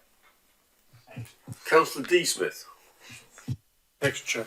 I'm not quite sure how it is we're developing or extending the response model here. We've still got the same response standard, which is to get the first appliance to the scene of the incident within 10 minutes in 75% of the cases. But I noticed, for example, on page 42 in our pack, there's an intriguing comment about how long it takes the second and possibly third pump to arrive and how that impacts on the speed at which we resolve the incident and save lives. And we heard from the chief reporting on the incident in Early. In fact, the chief was giving us some response times for the second and third, and they were below the 10 minutes, and they were impacting on the effectiveness of that response, but it was still a fatality. Do we actually have any targets for what the response time should be for the second and third units, and have we got any data supporting this? Take that. Do you want to take it, Doug? Yeah, I'm happy. So we don't record measure around the second appliance or indeed additional appliance response standard. We do monitor at service level and into our our service delivery management team and understanding of second appliance arrival times and that kind of wider, I suppose, PDA, impact and weight of attack. Can I ask? Yeah, of course. Can I ask, Jed, if we sort of broadly accept this, the rationale of the comment there on that page 42, that the arrival times for a possible second and third pump impact the overall outcome, and is that what we're trying to achieve by developing or broadening this response model? That's actually not the intention of what we're trying to achieve with this priority. What we're looking to achieve with this priority is to undertake that continual review of the number of staff in the response model, where those appliances are based, the number of appliances, the type of appliances. It's that more strategic continual review of, does our capability match the risks that we understand the residents of Berkshire face. So that's the intention. In terms of response standards, the one appliance in 10 minutes on 75% of occasions clearly is a corporate key performance indicator, because the public call 999 for a fire appliance, they expect to get one there. We get one there as quickly as possible, and we measure that first appliance. We also internally measure the response of all subsequent appliances through the mobilising system, and we can measure that to make sure operationally we're content with what we call the weight of attack, the number of appliances, and whether they get there quickly enough. In terms of a corporate indicator, it would be very difficult because of simultaneous incidents around the county at the same time, additional travel distances, and depending on the nature of the incident, the type of appliance that's being sent and where it's coming from. So it would be quite a moving kind of, you'd set an indicator and the performance against it would fluctuate quite significantly. Okay, that's right. Councillor Douglas, I think you just indicate. Thank you, Chair. I'd just like some clarification on this priority 3. We will develop our response models to ensure that we're providing the most effective response to incidents. Now, of course, I understand what you said there, Chief, but it goes on to say we'll continue to maintain our response standard of first fire engine 10 minutes 75. Well, we're not achieving that, because earlier in this document it says at the moment it's running at 72.9, not 75. So to say we're going to maintain it is a bit of a, sorry, it's a bit of a fib, because we can't maintain something you're not achieving. So therefore, I just have a bit of an issue with this, and I just want to know what it is we're agreeing to after we've I have trouble with that word, considered this document, what we're agreeing to when we'll say we will review the number of operational staff, and we're reviewing the vehicles, and we're reviewing this. You know, is this licensed to change? Thank you. Who wants to take that? Nikki, I think. Yes, so what we're looking at is our entire response model. So at the moment we're talking about number of trucks with 4 bodies on it. There's other ways, or 5, well there's 4 standard, isn't there? So there are other ways of doing that. So if we were going to a wildfire incident, when we send 2 people on a smaller vehicle. So that's all about developing our response model, as an example. In terms of our response standard, we are seeking to maintain that. We might not always meet it, and that's our response and a kind of our day-to-day kind of standard, but our actual standard that we're publicising to the public, we are seeking to maintain that 10 minutes. So we're not looking to change it to 11 minutes and 80% or any of those kind of things. So there's a difference between our response standard, as we say what we will achieve, aim to achieve, and our response time to every individual incident, which this quarter might be 72.9, but sometimes is 78 or something. So the standard, the benchmark that we're setting, we're not seeking to change, is what we're saying, because it's still 10 minutes and 75% of occasion. So it's not really a fib in that sense, because that's still our target, and that's still what we're saying our response standard would be. We may not achieve that, but that's what we are saying our standard is set at. So in terms of the number of operational staff, we currently have 324 staff. That's part of our thing. Is that enough? When we've got more people coming through who are not as experienced and might need to do more training. So we want to be able to review what we call that kind of utilisation of how we use people.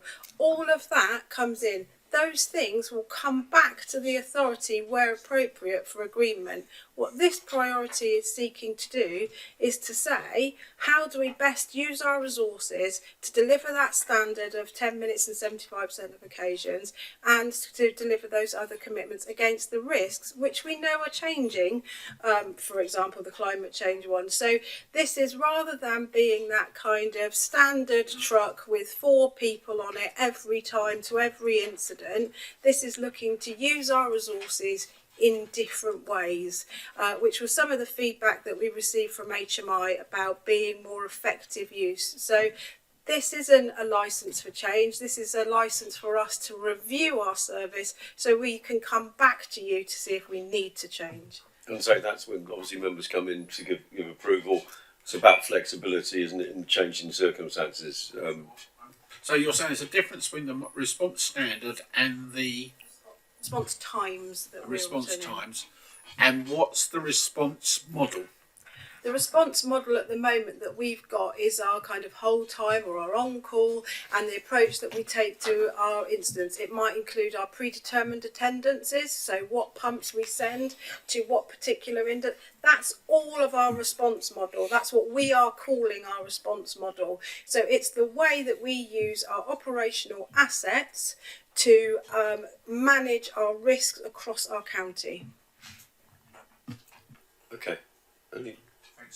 Yeah, I think it's worth fleshing out. Councillor Brooks. For clarity, in reviewing the way that we provide these responses, we would come back to the Fire Authority with changes to the way we do it. That's just for clarity. Yeah. Yes. Councillor McElroy, did you? Yeah. Thank you, Chair. A comment on this one. Looking at the headline of the original, well, the headline there, the first point, which is in bold as the headline of the priority, it talks about primarily that the important thing here is an effective response and that it is also efficient. But then the next 2 bullet points before we get on to talking about the 75% all seem to be about efficiency in particular. And that sort of language does make me a little bit nervous. That insert there will review the number of operational staff and ensure that they are utilised effectively to deliver our response model, could easily be read as code for cuts to headcount and hours, which I'm sure it's not that. It's about the review, not any preempting thing, but it could easily be read that way. And so I think there's an opportunity here for better use of language that really brings it back to the effective delivery thing. So something along the lines of the number and use of staff is appropriate for the effective and efficient delivery, because then it's less, it's more focused on effective and efficient rather than, it seems to be that the problem is that we might have too many staff sitting around. Yeah, exactly. And I think that if at the moment, the way it reads to me is that it's one directional, whereas you could write that in a bi-directional way, that it could go either way, and it puts more focus on that it's a review about effectiveness and efficiency. So I think it's just a language thing, but I don't know, I prefer that. I'm happy to take this, because I think that is important to encapsulate. If anybody wants to table an amendment, it's probably worth doing it as we stop to question each priority. Yeah, I was going to say we'll do the amendments. So if somebody can think of an effective form, I'm happy to take an effective form language, because I think that is what we all want. Is actually to have more staff and use more effectively and obviously more flexibly, given future risks. That's the basis of this. It's certainly not to cut operational staff. So has anybody got a full wording? Mike, are you? You only have to insert the word effective and between the words services and efficiently to achieve that. So it would read, ensuring we provide our services effectively and efficiently and provide good value for money. Seems like a simple fix to me.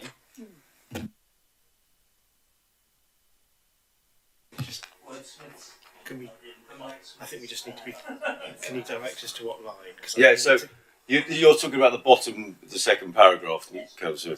So read that again, because the bits in red we're going to keep you seem to keep those. So All you need to do is to make it read ensuring we provide our services effectively and efficiently. Yeah, effective and efficient should be pre-actual. And I like the word appropriate as well. Ensuring we provide our services efficiently and effectively. And provide good value for money, but there was an additional word. There was Appropriate. It's appropriate for effectiveness. okay. Ensuring we provide our services efficiently.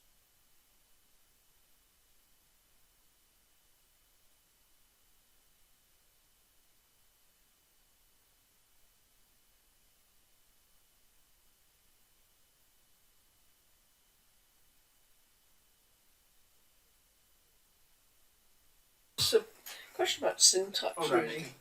Am I right in assuming that the main agenda, the bits that we're looking up on the screen and that are in red here, are the changes that are proposed? And am I correct in assuming that this document is the final CRMP? That's what went out.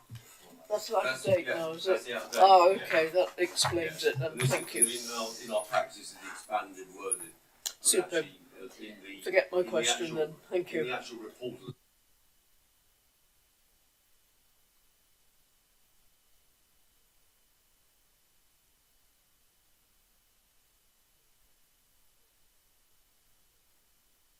The form wording, we're very grateful.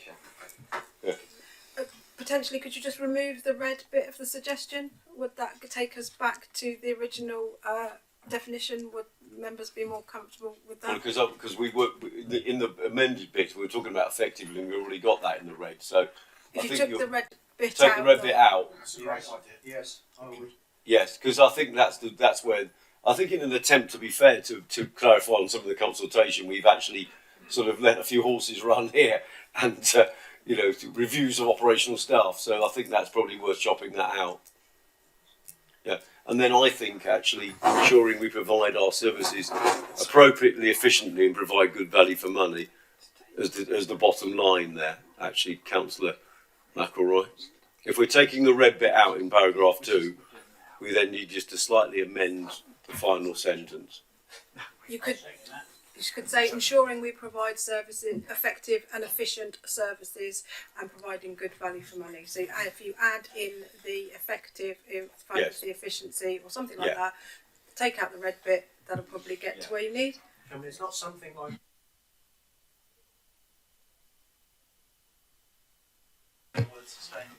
No. I think I can't. No, okay. Look, to dance around a pinhead. If members are happy, I think that removing the red paragraph, I think, does cover those points, because I think people were trying to write things, and there was also some duplication there in wording. Effectively, was used twice. So if we take the red bit of that sentence out. And then, Nikki, do you want to read what you suggested, made a suggestion, or other members were happy to suggest for the wording of the last bit? No, I was just distracted momentarily. But the proposal is to take out the red text. Sorry, you're discussing to remove the red text. Red text. And the bit Paragraph underneath 2 would say ensuring we provide our services effective and efficiently and provide good value for money. Yes. Especially and efficiently. Effectively. And efficiently. So just put efficiently in there. No, efficiency is already there. Effectively. Yeah. Effectively. Okay.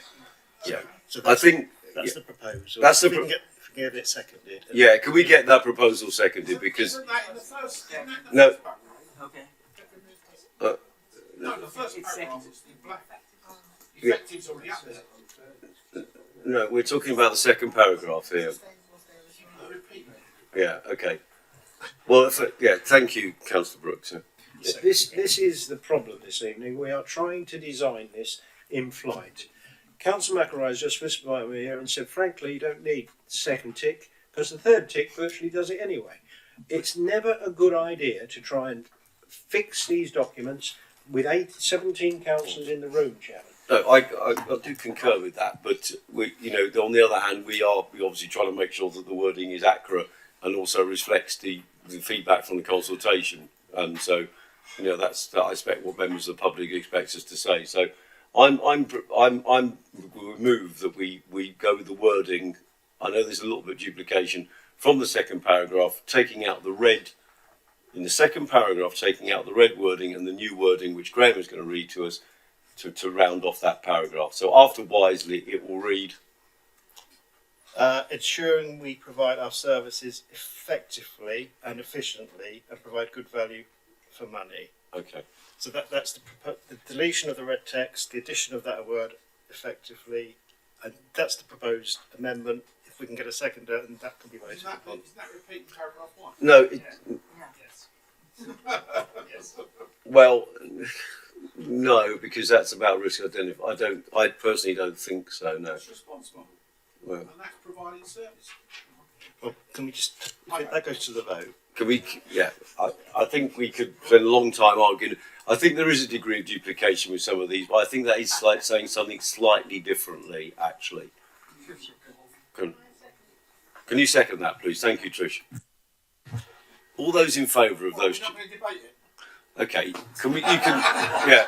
Well, I'm just going to put it to the vote. I'm going to. Otherwise, we will be here all evening because we're only on the program. You've had an amendment. You've had a seconder. Yeah. Now Okay. you debate it. Yeah. Well, the chairman can say that the question now be put. Yeah, I'm going to. That's what I'm going to do. I'm going to question now be put because I think. We're not going to debate it. No, we're not. No. We have debated it. We wanted it.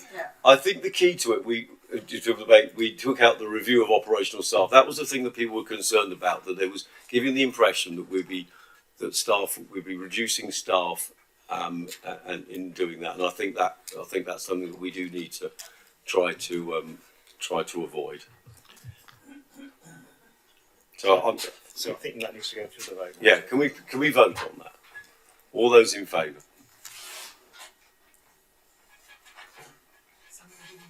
Can you count?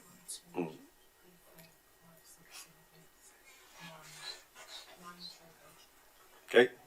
All those against? 2 against. 3 against. Any abstentions? Councillor Brooks, right. 2 abstentions. Yeah, I think that does. So crack on with those changes. Well, okay, Councillor Brooks. Priority 4. Can we do the reasoning, and then I know Councillor Brooks wants to change some of the wording.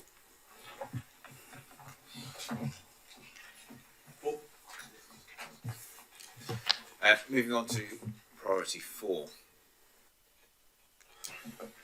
Hopefully. I believe that animal rescue. And I'll skip straight to the priority. And from the feedback, we found that there was an expectation amongst stakeholders that we would still attend incidents that don't form part of our core duties. In response to stakeholder feedback, we will also work with partners in our sector to lobby government for clarity and recognition of the changing role and responsibility of the Fire and Rescue Service. And we've now reflected this within this changes that we see on the screen there. I'll happily take any questions. Any questions or comments? Councillor Brooks. I maybe a pedantic one, but I think we have to say the fire sector for the avoidance of doubt in the 4th paragraph. But I wish to see something in here about we will put public safety at the head of all we do. I think that's got to be in here. You've got water-based rescue, floods. The public expect us to rescue them. We are going to lobby. I take that. You get the data, you cost it, you lobby with the, the CFA or the main bodies. But you could even have an animal rescue where somebody puts his life or her life at stake if we are not able to attend. If this doesn't include public safety, I think it's very remiss of us. We put public safety first at all times, has to be in it, because you set a hair running that says, oh yeah, we're really trying to wriggle out of some of this. That is the subtext of this. and it was picked up in consultation. And now we've added some words which, I don't think help much at all on that central theme. We are here to protect the public. That's reasonable. Evolved role of forest safety in public safety. And recognise the evolved role what's the evolved role, Colin, in public safety? I'd like to see the words, we will put public safety at the head of what we do, because that's why we're here. And I don't think that says it in an unequivocal way it should be. Okay, Councillor, I'll take some other comments and we'll go back to Councillor Smith. I'd like to second what Councillor Jeff Brooks has just said, actually. I think clarity about the primacy of responding to people's safety is what's paramount importance here. And in particular, could it be explained, or it seems to me it needs to be explained, otherwise, what we mean in terms of some examples of incidents that are not part of our core responsibilities. I may be wrong, but this could even include attending road traffic incidents because we don't get paid for them. But what could we have some examples of what these incidents are that are not core statutory responsibilities? I think that's a question rather than things. So somebody wants to take that and then. Yeah, but I mean, let's take that as a specific question. In response, very simply, road traffic collisions are in the 2004 Fire and Rescue Services Act, so that is a statutory function. In terms of the types of incident that are not in the current legislation, they would be water rescues, although as councillors mentioned, they're referenced in the national framework, but they're not a statutory function. Questionable around some animal rescues, but again, the intent of this comment, and I take on board Councillor Brooks' comment and be very keen to include something that captured that.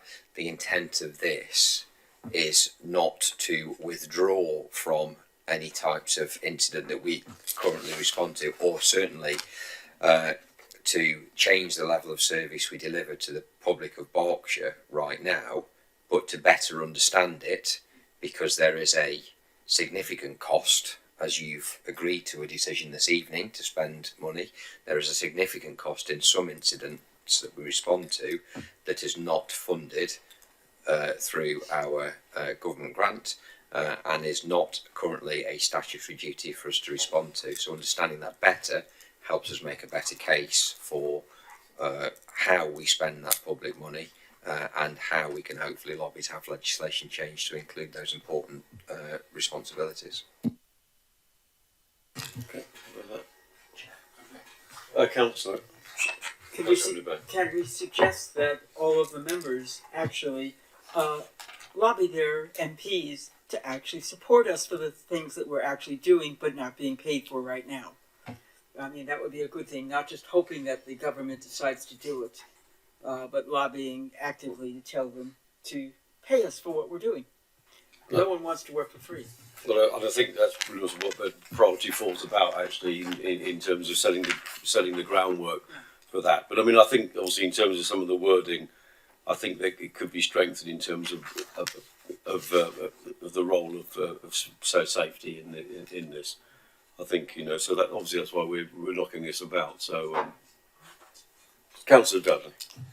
Yeah, I mean, the Vice Chair actually quite rightly said about lobbying MPs to get things. I mean, one of the arguments we used when I was chair and I was lobbying MPs is exactly why I told them we needed that fiver for fire.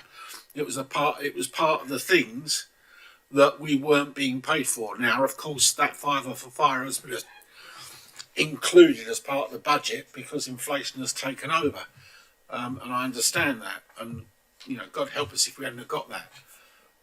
but you've got to remember that that's never been part of our statutory responsibilities. It's not something that was in there was taken away.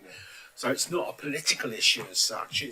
It's just an issue that we really need to get addressed. And priority 4 scares me a little bit, that we might be sending a message out to the public to say, well, you know, we won't do these things. We won't do water rescue. Won't do animal rescue. When there's floods, what do people expect to see? They expect to see fire engines out there pumping water. But that scares me a little bit. And I take on Councillor Brooks' comments earlier about, 17 councillors trying to make policy on the hoof. I mean, Winston Churchill said that the best committee is made up by no more than 3 people when 2 of them are absent. Yeah.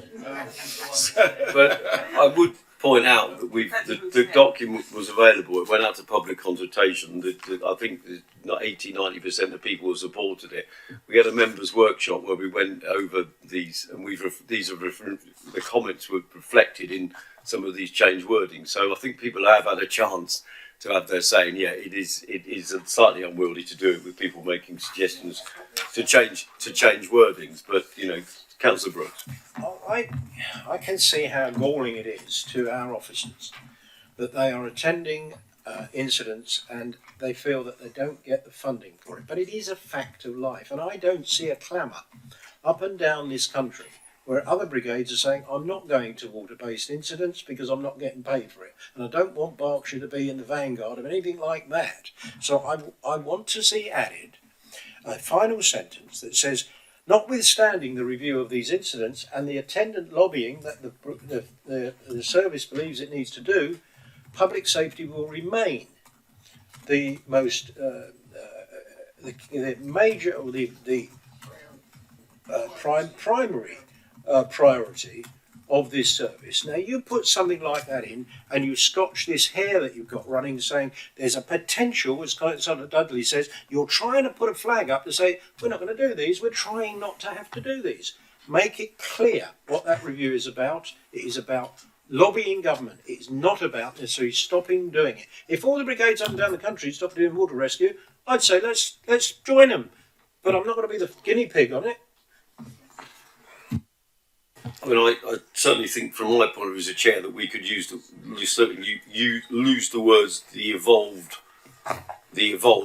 part of that, the evolved role. But I'm making a proposal. You're trying to design this by committee. No. I'm making a proposal on that final sentence. No, I know you are, and I'm just taking my suggestion where you certainly lose the words the evolved part of that and firm up the wording. So if you want to come up with the formal wording, Councillor Brooks. It's just proposed that, Chair. Yeah. Okay, we'll just, so you've got that, have you, Graham? I can take. I got notwithstanding the review, and then I wasn't. Notwithstanding the review of these incidents, in order to gather the data to lobby effectively for proper funding, the public safety will remain the #1 priority of this service. The chief. It's clear as clear. Yeah, I mean. Your chief has made a very good point, and I think that rather than put it at the bottom, we should actually put it at the top, because that that quashes the sort of the speculation before we get into this. I mean, I think the intention, as I say, is to has been laid out, and I say during the consultation as well. I think that I think. Yeah, no, that's good. Okay, and I would say from the chat, I would like to use the words the evolved. Recognition of the role.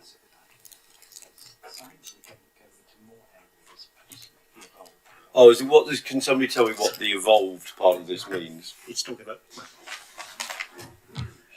Chair, that just talks about how the role, speaking to Councillor Dudley's comments really, how for example, I don't want to dwell on water rescue, but for example, our water rescue role and capability has evolved from what needed to be an ability to operate in or around water in a safe way and in flood water to some degree, and it has escalated from there.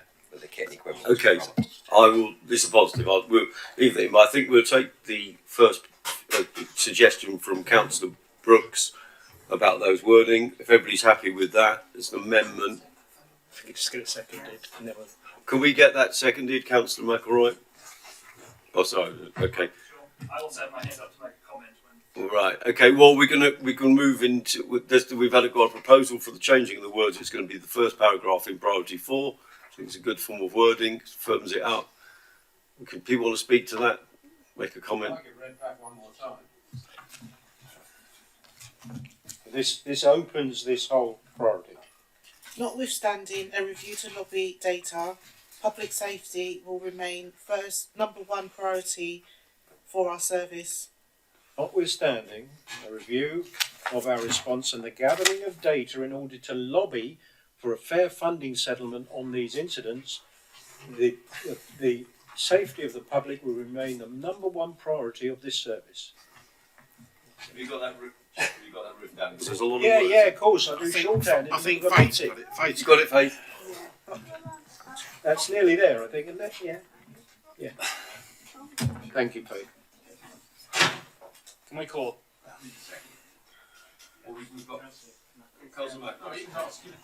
No, he seconded it. Actually seconded it before he knew what it was.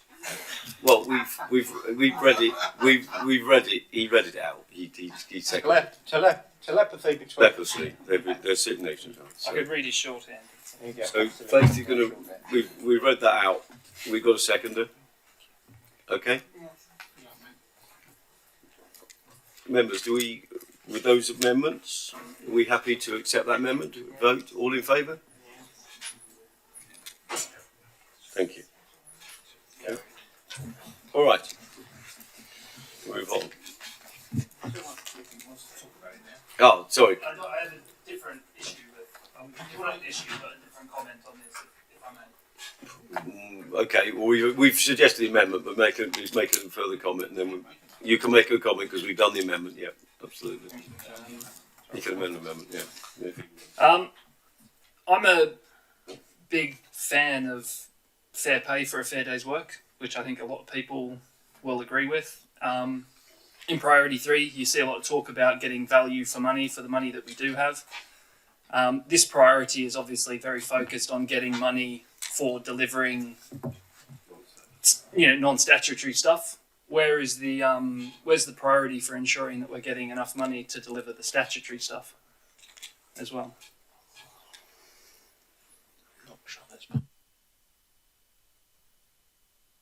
Stop. No, it's that sort of Can kind of I answer. provide context as to why I think Go on. it is? I'm quite happy to be wrong if I am. This is about reviewing incidents, right? So we're going to be reviewing the incidents that do not form part of our core statutory responsibilities. The old version said we would just review all the incidents that we attend. Is there not a question about whether they've? I mean, the earlier priorities are about effectiveness and efficiency. Shouldn't there be a discussion about whether there is the money to do that effectively and efficiently?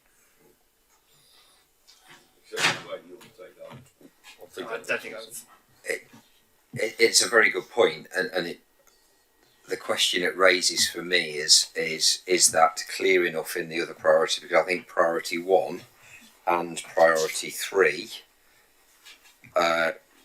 speak to the question you raise in terms of if we were to develop our response model that required further funding, we would have to set a balanced budget in order to deliver that redesigned response model, or seek further funding through the annual budget setting cycle.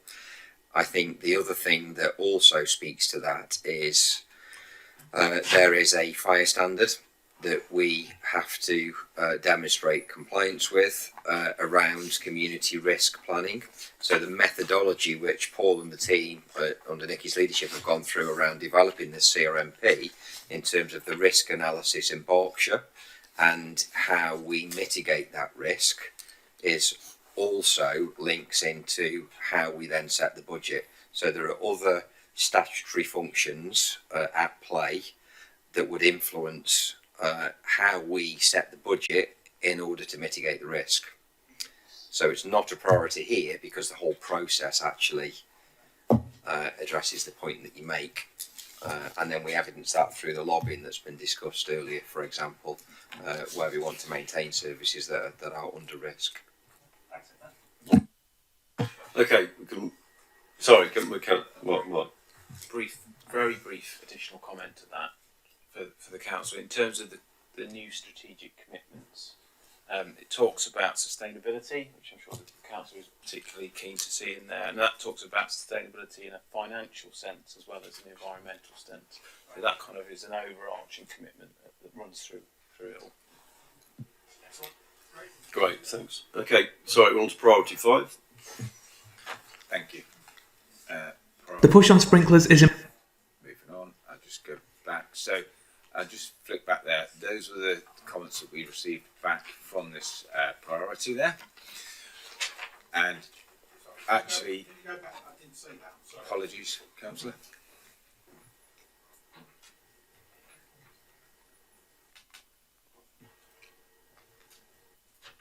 Thank you. No problem.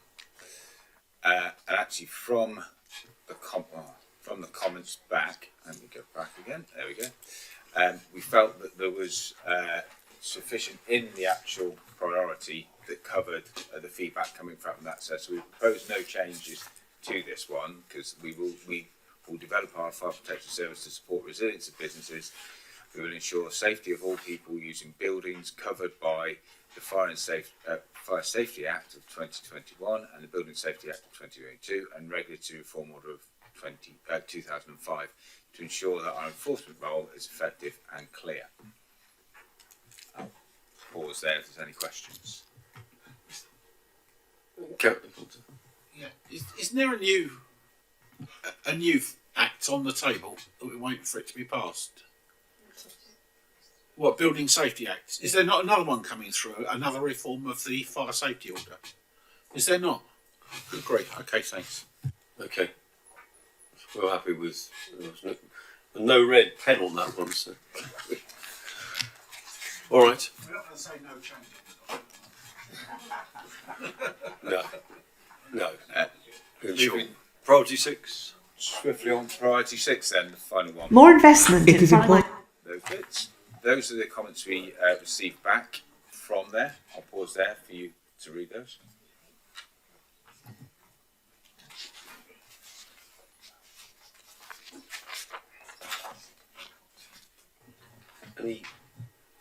I'll move on to the proposed changes. So from the feedback we received, we've sought to reassure stakeholders that this priority takes account of our workforce plan and our one team approach. The proposed change is more inclusive of the whole workforce and delivers flexibility to meet the changing risk profile identified in priority 1. This priority will allow us to make more effective use of all available operational resources.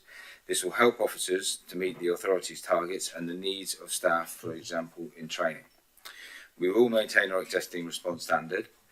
We predict no impact on our ability to meet that standard, and there is no planned reduction in establishment, and we will maintain the baseline of our 14 appliances while aiming to increase availability of all 19 of our appliances where possible. I'll pause there for any questions further on that. Questions? Councillor Dudley. Let's say it like that. This is the one that worries me, Chairman. My question is that we're saying we will maintain 19 frontline appliances and a baseline service provision of 14 frontline appliances. What does that mean? Are we going to keep 19 or are we going to keep 14? And I've got other questions. Yeah, no, I think it's a very good question. Do you want to answer that first? Doug's going to pick that up. Oh, sorry, Doug. Yeah, right. I can pick that one up. So, just for clarity, as you're aware, Councillor Dudley, we currently have 19 appliances across the two duty systems. Our existing arrangements require us to have 14 whole-time frontline appliances available at any one time. What we're seeking to do through this proposal is to maximise availability across the two duty systems, so effectively making effective use of all of our operational resources, rather than kind of distinguishing between the two duty systems. So there's no intent to reduce numbers of hold time, no intent to reduce numbers of on-call. We will still aspire to and do the work that we talk about in in other meetings such as management committee to maximise availability across both of those, but it's just using them in a slightly different way in terms of that appliance availability model. Okay, I've got a follow-up question for Chair. Absolutely.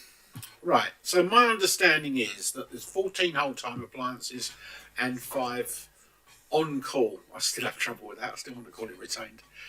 On-call fire appliances. And what I think is in between that management speak, if you like, and excuse me for those words, is that where you can't put a whole-time appliance on, you're going to substitute it with an on-call appliance. Is that correct? Again, I'm happy to pick this one up, Paul. I think probably substitute isn't the word I would use. If we can't achieve the 14 because of other commitments such as training, sickness, etc., etc., as members will be aware, currently we seek to do that through use of pre-arranged overtime. So we talked previously about a lean crewing model. We have provision for overtime. We don't intend to necessarily change that intent around maximising that whole time position. However, what we do know is on the majority of shifts we have at least one on-call appliance available at any one time. What we're proposing in this instance is where we don't have 14 immediately available whole-time appliances, we can utilise a mix of the two duty systems to still give us that baseline of 14 available appliances. Can I come back, please, Yeah, Chair? yeah, absolutely. Thank you. Okay, that I think works in certain circumstances in the east and the centre of the county, but just give me an indication in the west of the county, in Lambourne and Mortimer and west of Newbury, whereas we know that the availability of on-call fire appliances there is less than ideal. I think that's the kindest way of putting it. We've heard that some of them are down below 10% availability. What's going to happen then in Newbury if that goes off? Where are you going to get your on-call fire appliance from to cover Newbury, and where's that going to create a hole? Yes, just for clarity, what we are absolutely committed to not doing here is impacting our ability around speed and weight of attack. So should you envisage that scenario that you've just described, Councillor Dudley, as per now, if we find ourselves with lower than our 14 available, we would be moving into our kind of degradation planning and standby moves. So we have a number of trucks that we understand are less impactful to our response standard than others. So for example, that might be the second appliance at Slough, the Wokingham Road appliance, the Windsor appliance, and I forget the fourth one off the top of my head, I'm afraid. But we would still do that. So we would never find ourselves in a position where Caversham Road doesn't have a truck, or Bracknell doesn't have a truck, or Newbury doesn't have a truck. Simply what we would do is we would make most appropriate use, as per response standard, of the trucks in the locations they need to be, plus the on-call that would complement that. Hopefully I've explained that satisfactorily. I think you have, and I just want clarification. So what we're saying is that, well, what you're saying, or what I'm trying to understand, and please excuse me, and if you look on the priority 6 responses, this is the one that's caused most angst under our respondents. It's 80-20, which is way below some of the others. What we're saying is, rather than use pre-arranged overtime, we'll say, okay, yeah, that whole time truck can go off the run, and we will substitute it with an on-call truck from somewhere else. I mean, it's for me, it's robbing Peter to pay Paul, quite frankly, and somewhere there will be a hole. And what I'm really concerned about here is the fact that there are only a couple of on-call fire stations that we can really rely on that have got well over 60% availability. And that's where those holes are going to be, because they're the ones that are going to be called into duty, and they're going to be called away from the communities that they're supposed to serve. I really have an issue with this wording. Well, not wording, but with the policy behind the wording. Is that right? Have I got that right, or just tell me I'm wrong? So hopefully I can clarify. So should we find ourselves in a position where we don't have the 14 whole time available, but we do have on-call availability, we would seek to locate the available whole time in the most effective places. That would be supplemented by the on-call appliance availability. Now, those on-call appliances wouldn't be bought into station in the same way. They would be available as they are now on their on-call system. What it allows us is some flexibility around how we manage resources overall. We know we have some opportunity to utilise. Currently we have a position where we can have up to 3 whole-time appliances on a delay. So they'll be on a delay for training, exercising, etc. By bringing the two duty systems together, we can kind of effectively manage that resource overall. We can understand what it means for delays for training, etc., etc. Similarly, should we find ourselves in a position like we did last summer, where we're in particularly difficult spate conditions, we may well seek to, utilise pre-arranged overtime to increase our resourcing and step that up and down as appropriate. The other thing, just before I sort of close that point, this also gives us a little bit of agility around that sort of capability planning. So again, talking about summer, thinking about wildfire or flooding in the winter periods, we might make choices where we say, actually, we're not going to primary crew a fire appliance because we're going to primary crew our HVP, or we're going to primary crew our water carrier or our off-road firefighting vehicles. So what we think this sets out, and perhaps maybe there is something about the wording, Councillor Dudley, if it appears that it's about intended degradation, this is more about giving us the flexibility to manage our resources across the 2 duty systems. Yeah. Okay. I'm sorry, Chair. I've got to come back on that. Thank you for that explanation. Just for clarification, if Newbury goes down a pump, and Newbury we know is a key station because it's got 2 pumps, and you need to call in an on-call appliance to cover that hole, if that's what we're going to call it, and Crowthorne is the only available on-call fire station, are you going to call Crowthorne in and get them to stand by at Crowthorne because that's a blooming long travel time? Or are you going to say, call in Crowthorne and send them to Newbury? That's my question. No, so neither of those things. So through our planning, and we have operational support teams that support this on a day-to-day basis currently as part of the AU. If we identify that we can't crew one of those key stations, such as Newbury and Bracknell Capsule Road, we would have pre-plans to essentially move people, whole-time staff around in advance of that given shift. So that might be pre-arranged overtime. It might be standby moves where you move somebody from one station location to the other. So we will always fill the most impactful stations, if you like, and key stations, as we currently do. What we wouldn't do is seek necessarily to backfill Slough second appliance or Windsor perhaps, if we knew that we had X number of whole-time available plus X number of on-call available. So it's not about moving those on-call assets in to fill gaps, it's about recognising that they are available and can provide a resource for us, and we're comfortable with the amount of whole-time appliances we have in certain locations alongside that. All right, I'm going to take Councillor Brooks and Councillor Smith. I've got 2 questions. I'm going to assume you have the dynamic information in order to be able to make those judgments rapidly in order to fast react. Is there a legal date that we have to have this CRMP in place for? Because I really am uncomfortable with how we're doing it tonight. Ideally, and we are where we are, we should have received the consultation responses, discussed some changes, and asked the officers to go off and refine them and bring them back. And that is not happening. Now, is it not happening because we have a legal duty to pass this evening and we're out of date? And also, my other question is this. in the past, I'll put this through to Mr. Buchanan, have we had situations like this where we have retrenched to 14 and we have already piloted this process? So we've got a bit of practice at it, we've got a bit of experience at it, or are we going into, frankly, a pretty new way of working here? And is there a way of piloting it?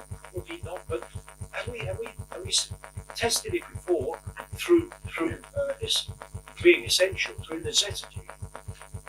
Who wants to take this? Chief? Can I certainly cover the last point on not speaking on Doug's behalf, but obviously I've got experience, as have other officers of working in other fire and rescue services.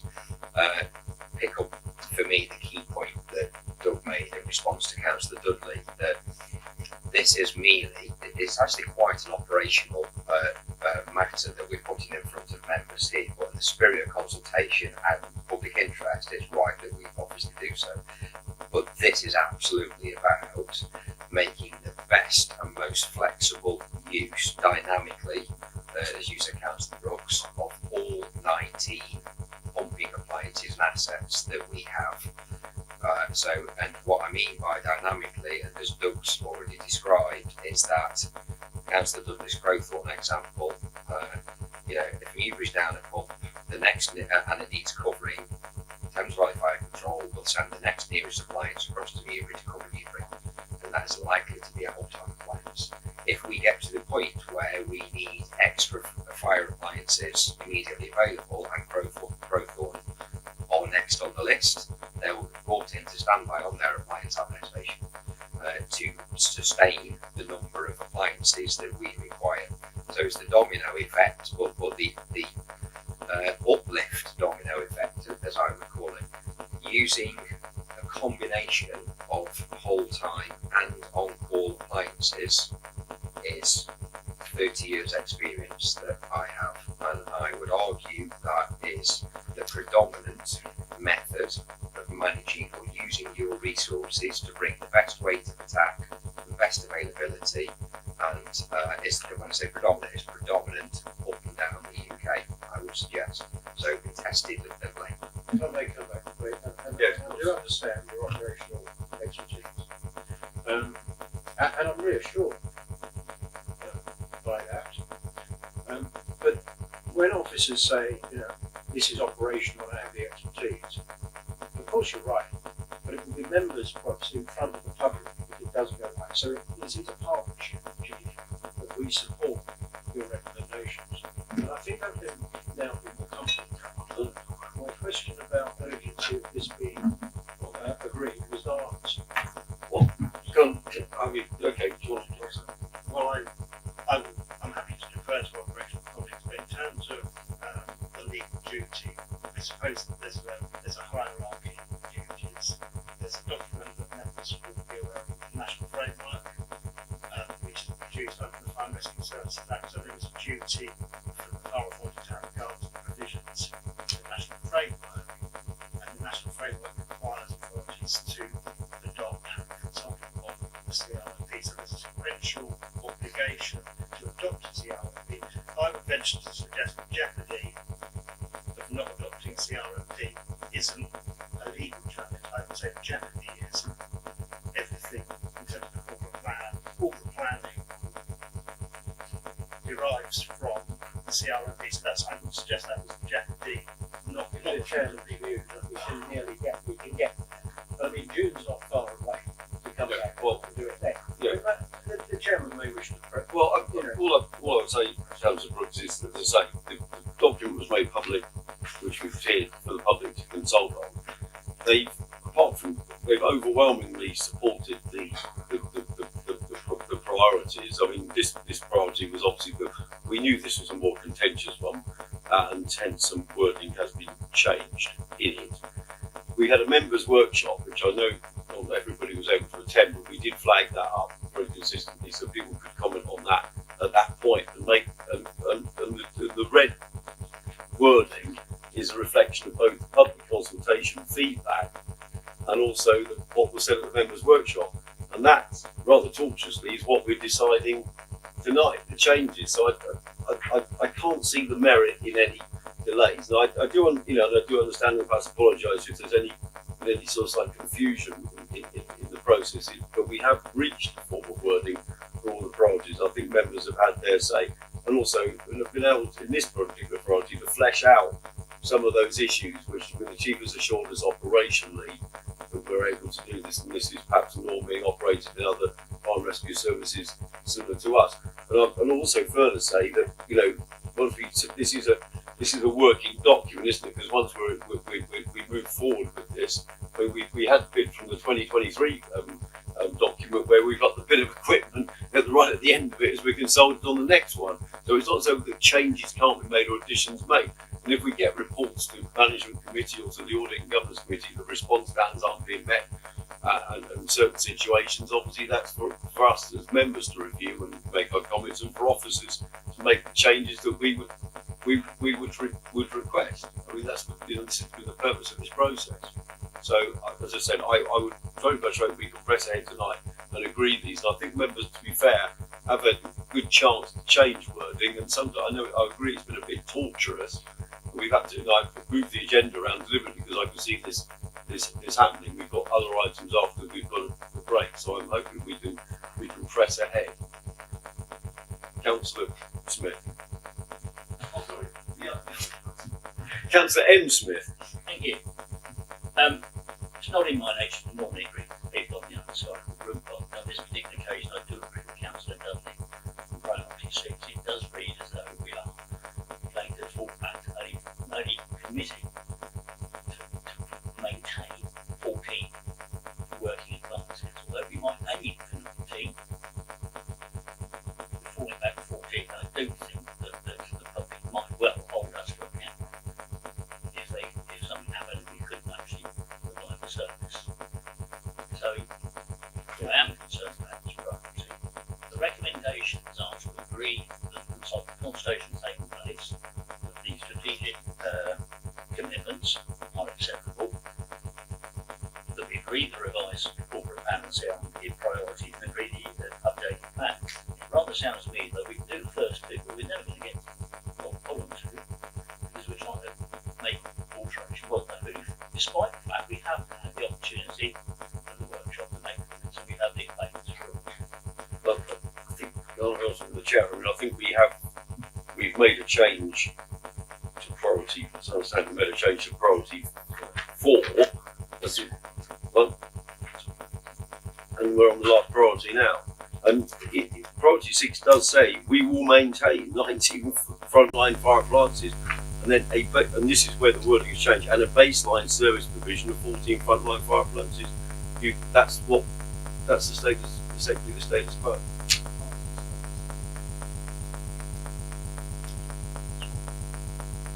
We do.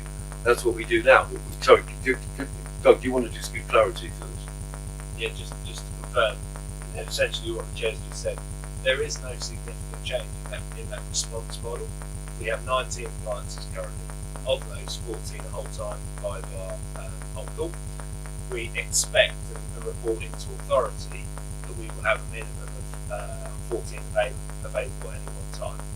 The only difference is that we're suggesting that we bring those two different models together in terms of making that makeup of the 14. And what in reality that probably looks like more often than not is when we drop maybe below 14 whole time because of training, events, sickness, etc.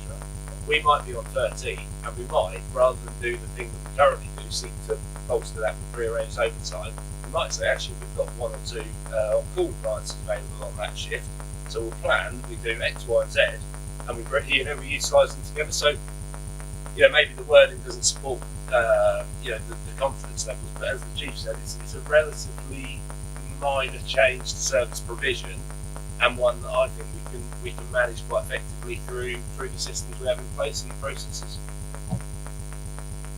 Let me just come back on that. So are you saying it's cheaper to provide an on-call clients rather than overtime to crew another full-time? Yes, but that isn't the driver here. But we would expect through this provision to make some monetary savings in terms of that prearranged overtime annual bill. Okay. I think I did have Councillor D. Smith first. Chair. As I understand it, we've consulted with the public and told the public that we're going to maintain the 19 frontline whole-time appliances. Certainly, the first statement is a statement I think we all agree with, that we want to see maintained the 19 frontline appliances, and the additional commitment that we would maintain 14 on-call appliances. Then the problem starts by the introduction of the second paragraph, and this is similar to the situation that we've had with some of the other priorities. By elaborating and expanding upon the priority, we then get into trouble because there seems to be some contradiction here. And in the second paragraph, we say, well, we will maintain the 19 appliances, but where it's not possible to do that, because of training or in the short term, some problems, then we'll substitute, as it were, this second commitment to maintain the 14 on call. And I think that is the problem. Do we really need to say that? If we struck out that second paragraph and just said what we got in the first paragraph, is that not a clearer message to the public? A bit like the difference that, or the point that Nicky was making earlier about the service standard and what is actually achieved. We're in this instance setting up two different targets, and by suggesting that there is the one is an alternative for the other, that's where the problem is.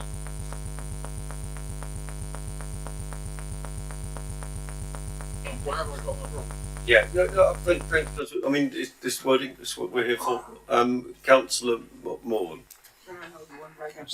Thank you. Oh, it's Councillor Malik. Yeah. Thank you. Just a small question. If you needed extra appliances, can you go to the next county? I think the answer is yes, and that's a lot of that happens. Yeah, that happens a lot actually. So it gives that some more flexibility in a sense, but good. And does it cost you anything to do that? Yes, we have two levels: mutual aid arrangements and open border agreements under the Fire Rescue Services Act. And where we send appliances out of the county, we charge neighbouring services a set fee. And when we bring open border appliances into our county, they charge us, but we are a net beneficiary of that. We send out more than we bring in.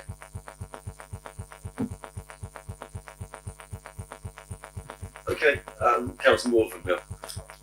This might be a rather different question, but if the public are uneasy about this, does that mean that we perhaps ought to put more effort into explaining to the public why we want to do this, to reassure them? I would suggest that the public aren't uneasy about this. With an 80% response rate in favour, that is quite a significant response in favour. Might not be quite as high as the others, but it's still significantly in favour. I mean, I think that's what they were. I mean, given the nature of the people who respond to the consultation, if you look at the FPU response, that was one way.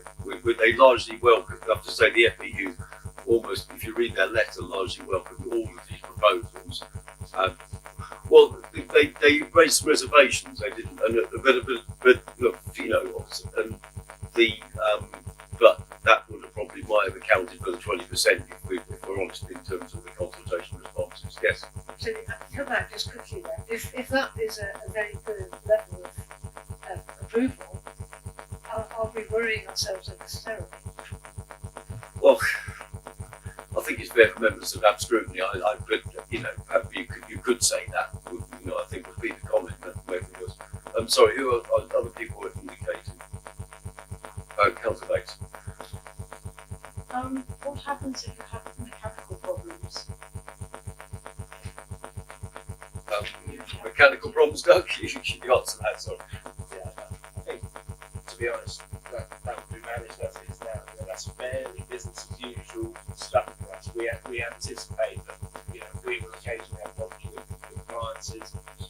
Certainly with our current appliance availability reporting, we've kind of recognised that and we build in. That's why the current standard is not 100%, it's 99%, because we know we might have those sorts of experiences. And as the Chief said, you know, be it vehicles breaking down, be it, you know, large incidents, etc., we have our own resilience arrangements to meet CRMP, and then we have mutual aid arrangements with partner services, and then, you know, and various layers of resilience built into our kind of service delivery section.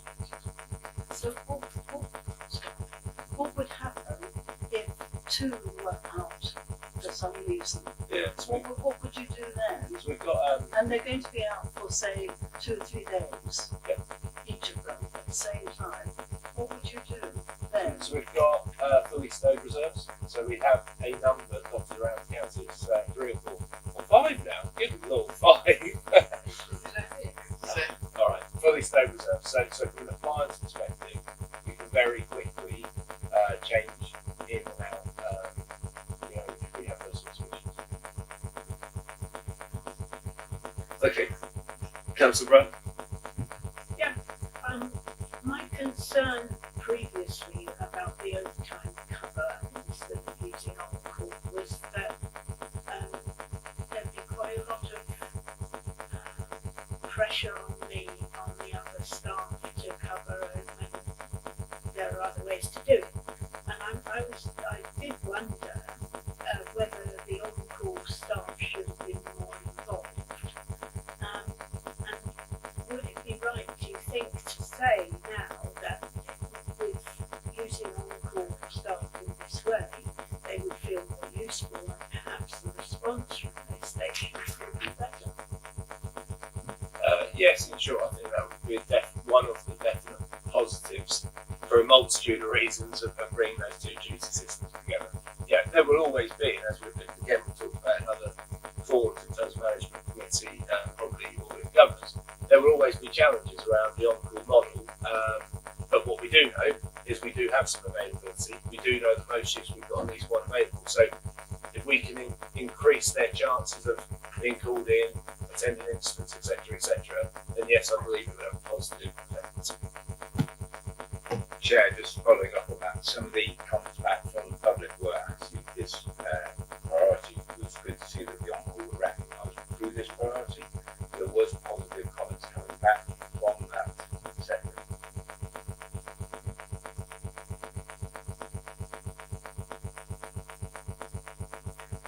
Okay, Councillor Lovelock. Sorry, I'm just. Yeah, thank you, Chairman. I've listened very carefully to what I understand. Absolutely, we've got to give reassurance to the public that we're not cutting the service, obviously. There seems to me there is a way of writing this that explains exactly what's been explained to us tonight. And clearly, after a short while of doing this, the Chief comes to us and says, actually, you've got it all wrong, we've got to change it again. He would do that. So I think we need to go with this tonight and monitor it very carefully, and trust to the judgment. And I think the point that's just been made about making best use of the on-call people is one that's very valid. It might persuade them to become full-time. Yeah. Okay. All right.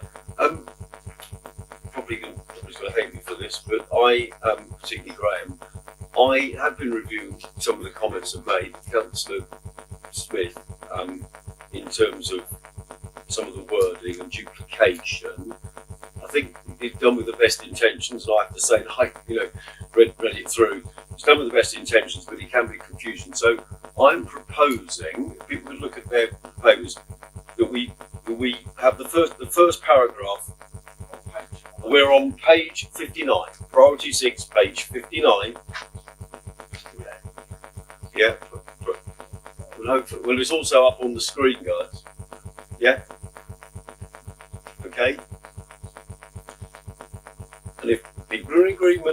I'm going to propose this. We maintain the first paragraph we have to have that wording to us as possible, as effectively as possible. I'm then going to delete the whole of the second paragraph, apart from the words through local management of our policies. So it will read, we will maintain 19 frontline fire appliances, which is what people have been talking about, and a baseline service position of 14 frontline fire appliances, utilising our whole time and on-call staff as effectively as possible through local management of our policies. Because that's what Doug has been talking about, is local management.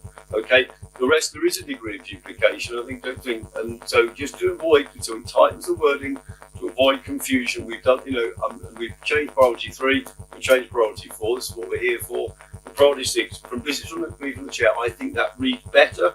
This is actually, I've been reading through, dealing with this as obviously the CRMP lead. I just think that tightens the wording. If people are happy with that, I think we have to have the word through local management policy, because that does explain what we're doing. It's a local management on the day, but we must maintain 19 or 2 times the baseline service. On any day, we must have 14 appliances, which is either through whole time or better use of the on-call staff, which is giving them more responsibility, Councillor Lovelock said. Okay, if people are happy with that, I'm going to move that as an amendment. Before you move it, can we have a question on it? You can have a question on it. Thank you, John. Yeah. So you're saying through local management of our policy. So the policy is the policy that we're setting. Is that right? The priority we're setting, yeah. You're talking about policies, right? Is that our policy or is that fire service policy? Is it fire authority policy or fire service policy? Fire service. So not our policies. Well, I've asked all this bit clarification there, because we were wording what we mean by that. Because a policy is normally what a member sets. So I would suggest, yes, take the word of our policy. You local one. Yes, I think we're talking about it. So I'm happy. Yeah, Colin, you raised a point. Sorry, it's semantic. Through local management. Yeah. Okay. Through local management of our policies. This is about local management, making sure that we utilise on-call staff and our whole-time staff. That's what the whole thing was about in the first place. Yeah, sorry. Yeah, I know, but I think the words through local management was added to try and firm this up and to make it clearer.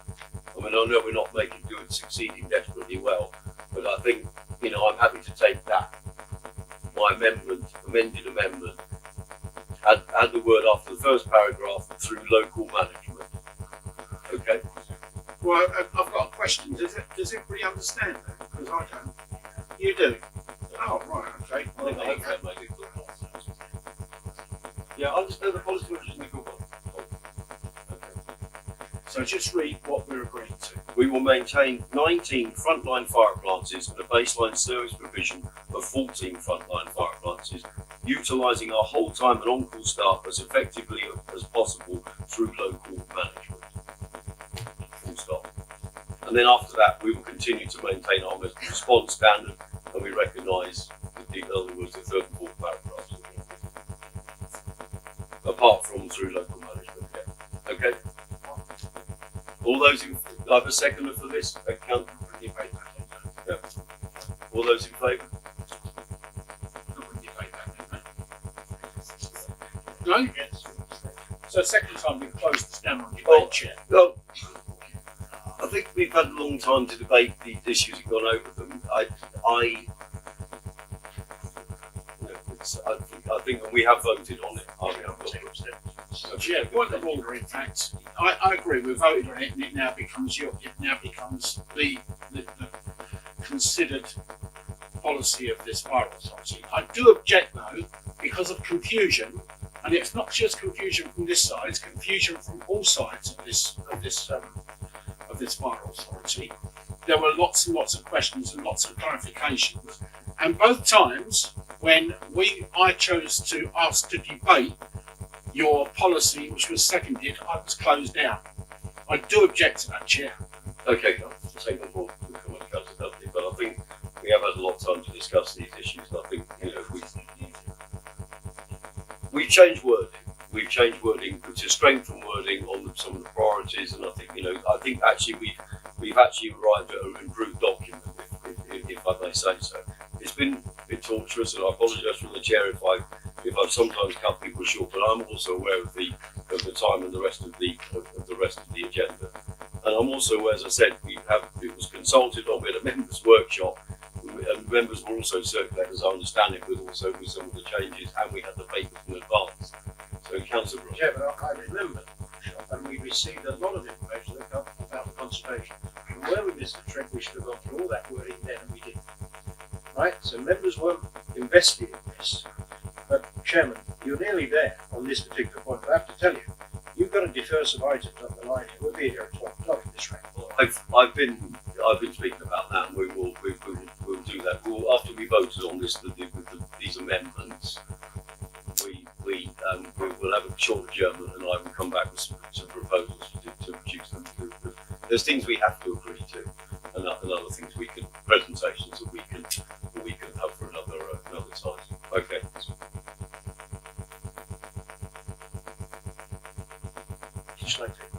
Yes, Graham, you take the recommendation. So take the recommendations one at a time, Chair, which I suggest. Sorry, pardon? I'm going to suggest that we take the recommendations at page 20, one at a time. So the recommendation 2.1 is in essence a noting that it's to agree that the Royal Berkshire Flood Rescue Services carried out thorough public consultation and conscientiously taken into account the feedback from the consultation to inform the corporate plan in the CRMP 23-27. Okay. So I'm going to move it. I'm going to move those recommendations as Graham has laid out. Just 2.1, Chairman. 2.1. I'm going to move 2.1. All those. Do we need a second? Councillor Brown. All those in favour of 2.1. That's agreeing the. That's the looking back and agreeing the consultation. We agree the consultation. 2.1 on your page, and those 20 on your packs.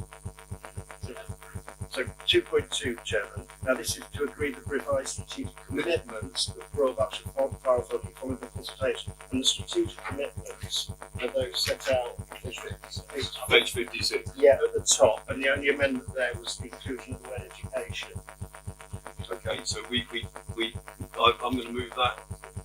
Second, strategic commitments. That's the strategic commitments. Which was one word change. Yeah. All agreed on that.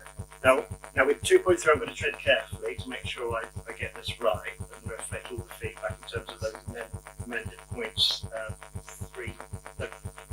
3, 4, and 6. So what I'm suggesting is that it's agree the revised corporate plan and CRMP priorities as amended, and those amendments have been read into the record. Faith will set out those amended priorities as I just mentioned. So it would say, agree the revised corporate plan and CRMP priorities as amended as set out below, and they will be set out and documented so that would be audited that those new revised priorities are appropriate and suitable measures to mitigate fire and rescue related community risk in Royal Berkshire. So it's subject to those amendments being written into the record. Which I know we have details. Okay. So all those in favour of that. I'm sorry, I'm moving it. Second, Councillor Shepherd-Bay.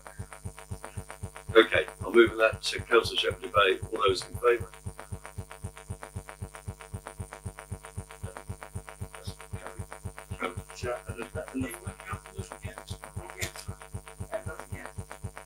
Those favour, those against? Okay. Oh, sorry. And finally, 2.4, agree to update the corporate plan and CRMP 2023-27 with the revised strategic commitments and priorities, and that means the revised priorities, and publish via the Royal Berkshire Fire Rescue Service external website. Okay, I'm going to move that. Who's wants a second? Councillor Smith. All those in favour of 2.4?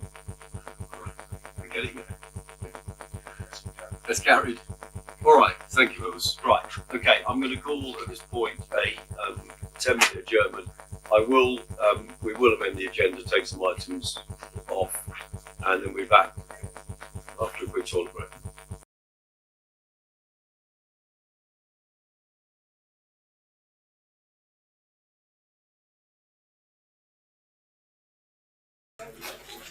So, members, probably word has already reached you, but we continue the agenda with item 14, the Charter for Bereaved Families.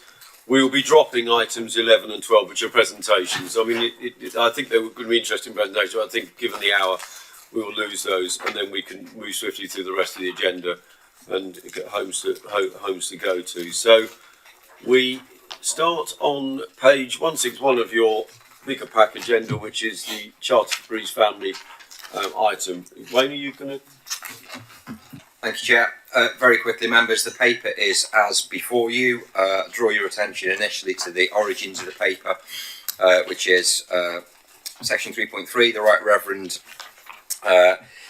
James Jones was commissioned by Theresa May, then Home Secretary, following the Hillsborough inquests, to look into how hearings and inquests are conducted.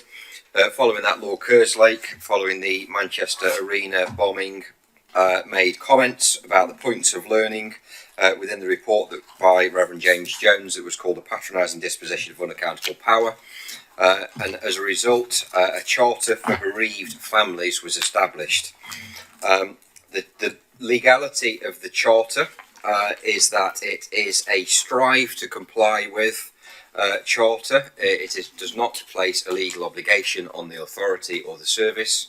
It is a strive to, and it is, in my opinion, in the interests of public interest, transparency, and the values that we espouse as a fire and rescue authority and service.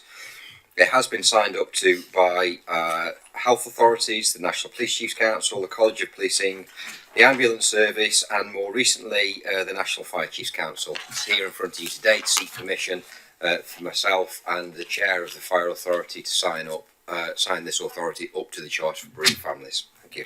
Thanks, Wayne. Any questions? No? Okay. I'm going to also move the recommendation. Seconded by Councillor Dudley. Any member wish to speak? And I think this is obviously incredibly worthwhile charter to sign up to, full backing. All those in favour?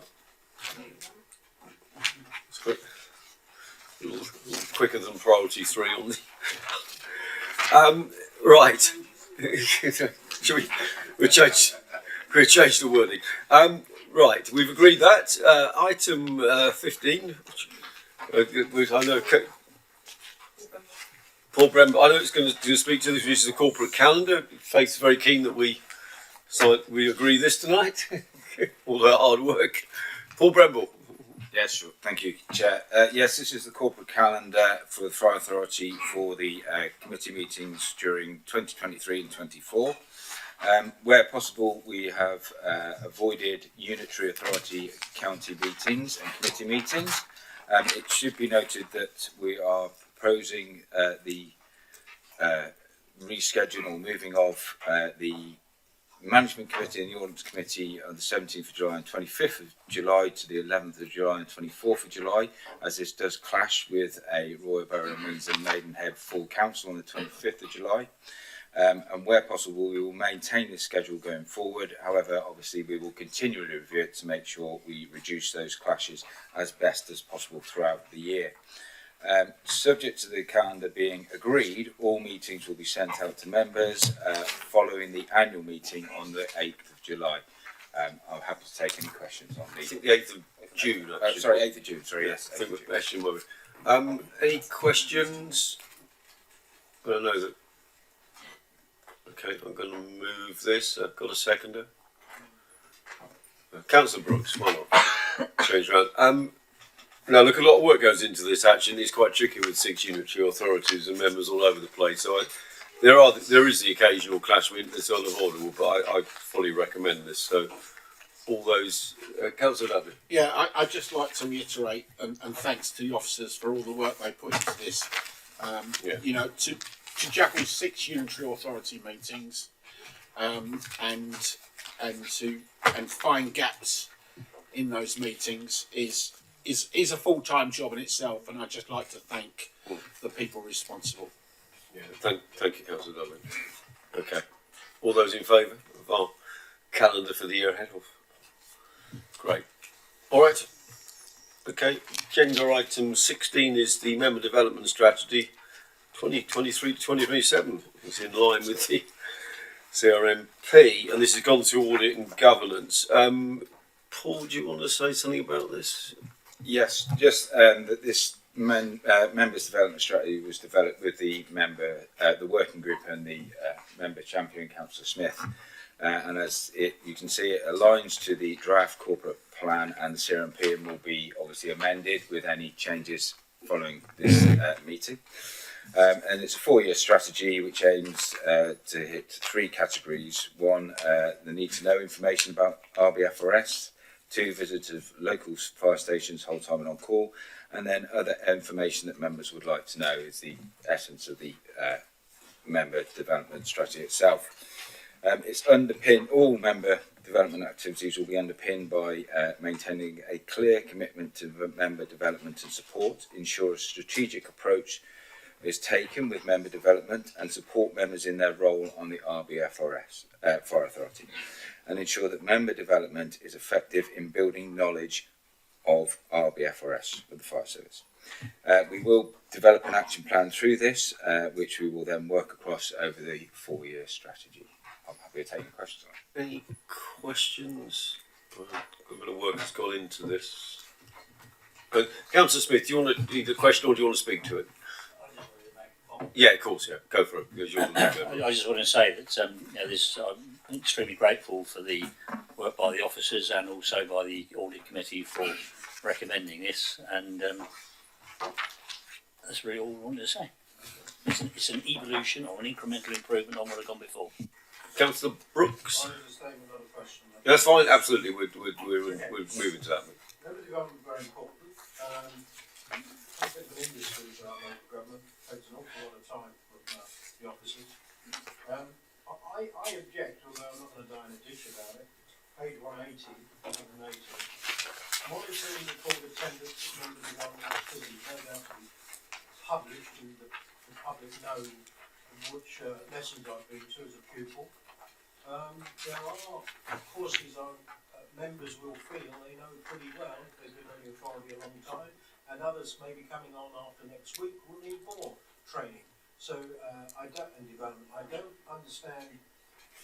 Yes, by all means, monitor and record attendance so you can see how popular these development sessions are, but I don't think there's a need to publish them. It doesn't say it'll be published in there, No. but I've seen these things published in the past and thought, why was that necessary? My attendance here, the management committee and fire authority, by all means, that should be published because I've got to come here to do work. And member development varies by member. It should be published. I can't say something. I know you were involved with this in a previous iteration. I think Jeff's seen ghosts where there aren't any. The purpose behind that is to find out whether a course is useful or not. If only one person went to it, then there's no point putting it on again. We probably don't need to do it by name, but I think we generally actually only do it by numbers. If we only do it by numbers, I'm very comfortable. Sure, it's the name and shame. Well, this pupil didn't go to his classes. He was a truant. Yeah, yes, true. It's just to see the relevance, of course. Paul Bremble, you just obviously we're into questions, but it doesn't. Yes, the councillor is very correct there. It's about numbers of who and the number of attending the different development sessions that we put on, so we can understand the uptake and how useful they are. It is not publishing names. It is publishing the numbers of attendees at those courses so we can understand what is helpful and what is not. Councillor Smith, you want to answer that?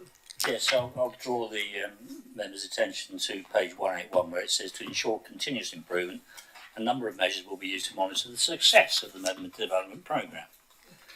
I would also make the point that whilst I appreciate that many people have been here many years, the service is evolving and the courses are evolving, and maybe some of those courses will be useful as a refresher or contain new content.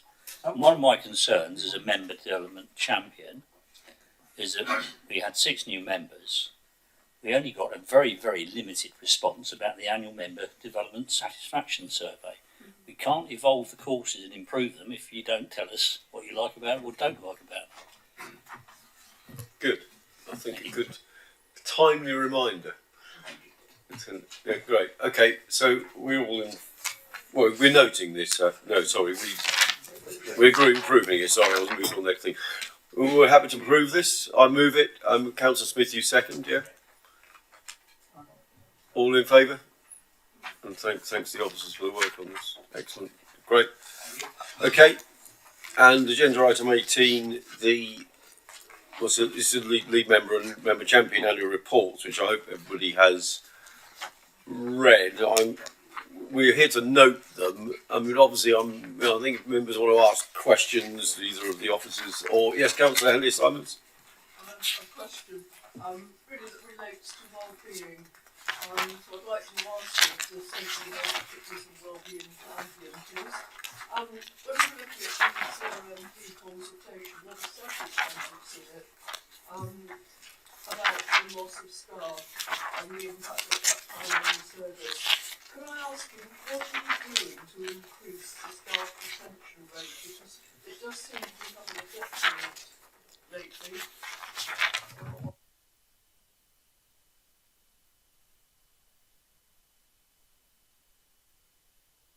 Is the question to the champion?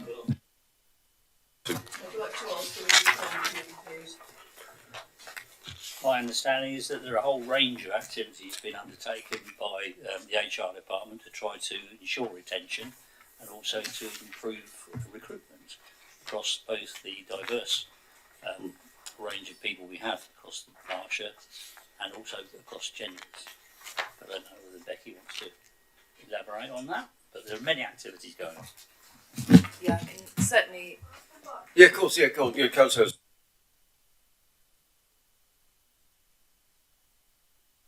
Something different.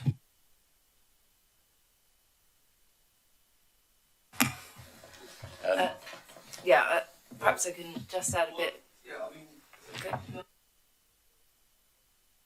I take Becky and obviously Councillor, and then obviously Councillor will want to add some further comments. But I was just going to add that probably in relation to this, the Councillor Smith is right that there are a number of measures. We look at turnover. There have been a number of factors that we've brought to the attention of the committee around pensions, particularly which has driven some of our losses over the last period. We have a workforce planning group which looks at forecasting and how we work towards that. We also look at the strategies around retention, our rewards, well-being, and a number of other factors. I could probably talk all night, but we're probably pushed for time. But certainly I can share more information outside the meeting if that would be of assistance. so, I think health and well-being is. I think what the council has someone saying. Obviously, health and well-being is identified as a sort of having a gap, and that may be something to do. Maybe a failing to do with workforce retention, but that's sort of making that connection, isn't it? Which is not necessarily what the member champion's role in this is. If I'm trying to, this is a wider workforce issue. Yeah, certainly. I mean, we have a number of strategies and a number of actions that sit amongst those strategies that are monitored through many forums. So that there are things that address well-being directly, financial well-being, mental health, physical health, a whole number of things that are staff directed in terms of aiding our retention, as well as all of the other factors that inform our turnover, and then all of the factors that we work towards in terms of attracting people into service and forecasting and working to sustain the right numbers of staff in the right positions. Okay. any more questions? Chaplain's reports and comments? Looking round. 22, 23. Councillor Smith. Sorry, I will come back as well. So my particular concern and interest is in mental health and well-being that relates to. That's an extremely important thing. We all realise over the last 3 years how important it has become. One of the things I am pleased to see is that a very high percentage of the managers have completed the mental health course so they can identify problems before they get out of hand. And that is one of the big contributors, I think, to helping with retention. Great. Okay. Well, thanks for that. Okay. Right. Councillor McElroy. Yes, sir. I was going to say something about just echoing the lightly said their financial health might make a big difference as well. I think perhaps lobbying for better funding of your local MP might help in this situation. Always do with some more funding. Okay. I think we're all sort of, we're here to note those reports. Obviously, hopefully people can read them. Chair. Sorry, it's okay. Sorry. If I'm not a question, it's something I'd like to say if possible. No, of course. I read the Armed Forces Honorary Member Champion report, and I'd just like to go on record that I noticed that Shay Scott have left the service. I'd just like to go on record to say what a fantastic assistant he was, and what a fantastic ambassador he was for us as you know, our Armed Forces liaison. Whilst we as an authority took, if you like, the plaudits for obtaining the Gold Award, I think I'm right in saying that without him we wouldn't have come anywhere near it. And he was a great ambassador and a really good asset to us as Armed Forces champion. Thank you. No, thanks, Councillor Dudley. I think that's nicely put. All right. Excellent. We can note them. We'll move on to the next agenda. Have you had to note those? It's a noting situation. Okay, our next, we've got the forward plan, pages 235 to 236. The forward plan, everybody happy to note the forward plan? So it ties in a little bit with the corporate calendar, doesn't it? Okay, we'll all agree that. And then item 20, minutes of standing committee that we note. They're noted that we put them on the website, basically. Okay. And item 21, date of the next meeting is the 8th of June, which is the annual meeting. 6:30. So thanks for. However, we mustn't all go because we have a duty to inform to Councillor Bateson, and we hope that somebody got a camera to take a good picture of this. All right. Okay. Let's go because I think. Well, I'm going to say that. Can we all please give a round of applause to Councillor Bateson? 26 years.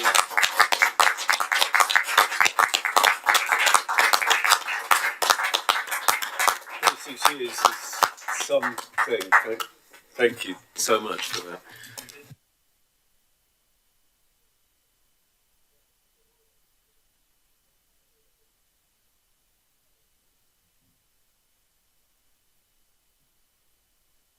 While we're doing this, I know some members are standing for election, can I wish all members well and the best of luck in the upcoming elections? And obviously, hopefully we'll see you, the majority of you, here back on June the 8th. But no, that's from me. But I'm going to give this to Councillor Bateson.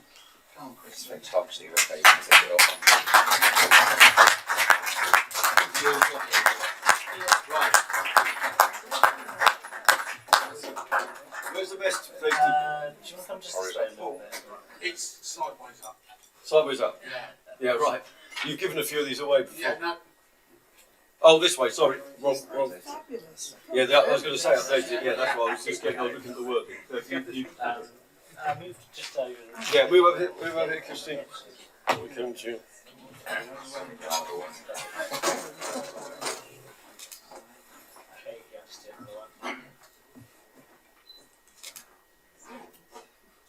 you very much. Great. I do want to say it's quite heavy actually. Can I just say? Oh, you can hear me, can you? You can hear you. Yes, yeah. I just want to say one thing, and that was that when I first came on, was when we became a unitary authority. Excuse me. And we all had to get in a row and have a photograph taken. And the chief then, I can't remember his name, but anyhow, thank you, you know, because yes, you were around there. And I went to the back and stood there for a bit. And then suddenly, they hadn't taken the photograph. They said, "I'm looking for the girl," being me, and came round and got me. And I said, "Oh no, I'll stand at the back." And he said to me, "You are the only woman that's on the authority at the moment." Now, so I had the photograph taken with him by the side of me, and everybody else was behind. And I just thought it was so lovely to do that. And now look at it. Yeah. There's so many of your females here, as well as males, and that's great. Yeah, I'm really pleased about that. But thank you. I've loved the 26 years I've done here very much, and I thank you all very much indeed. And I don't know where. Oh no, the only last thing is, how am I going to get home with that? Say the police stop me somewhere. What do I do?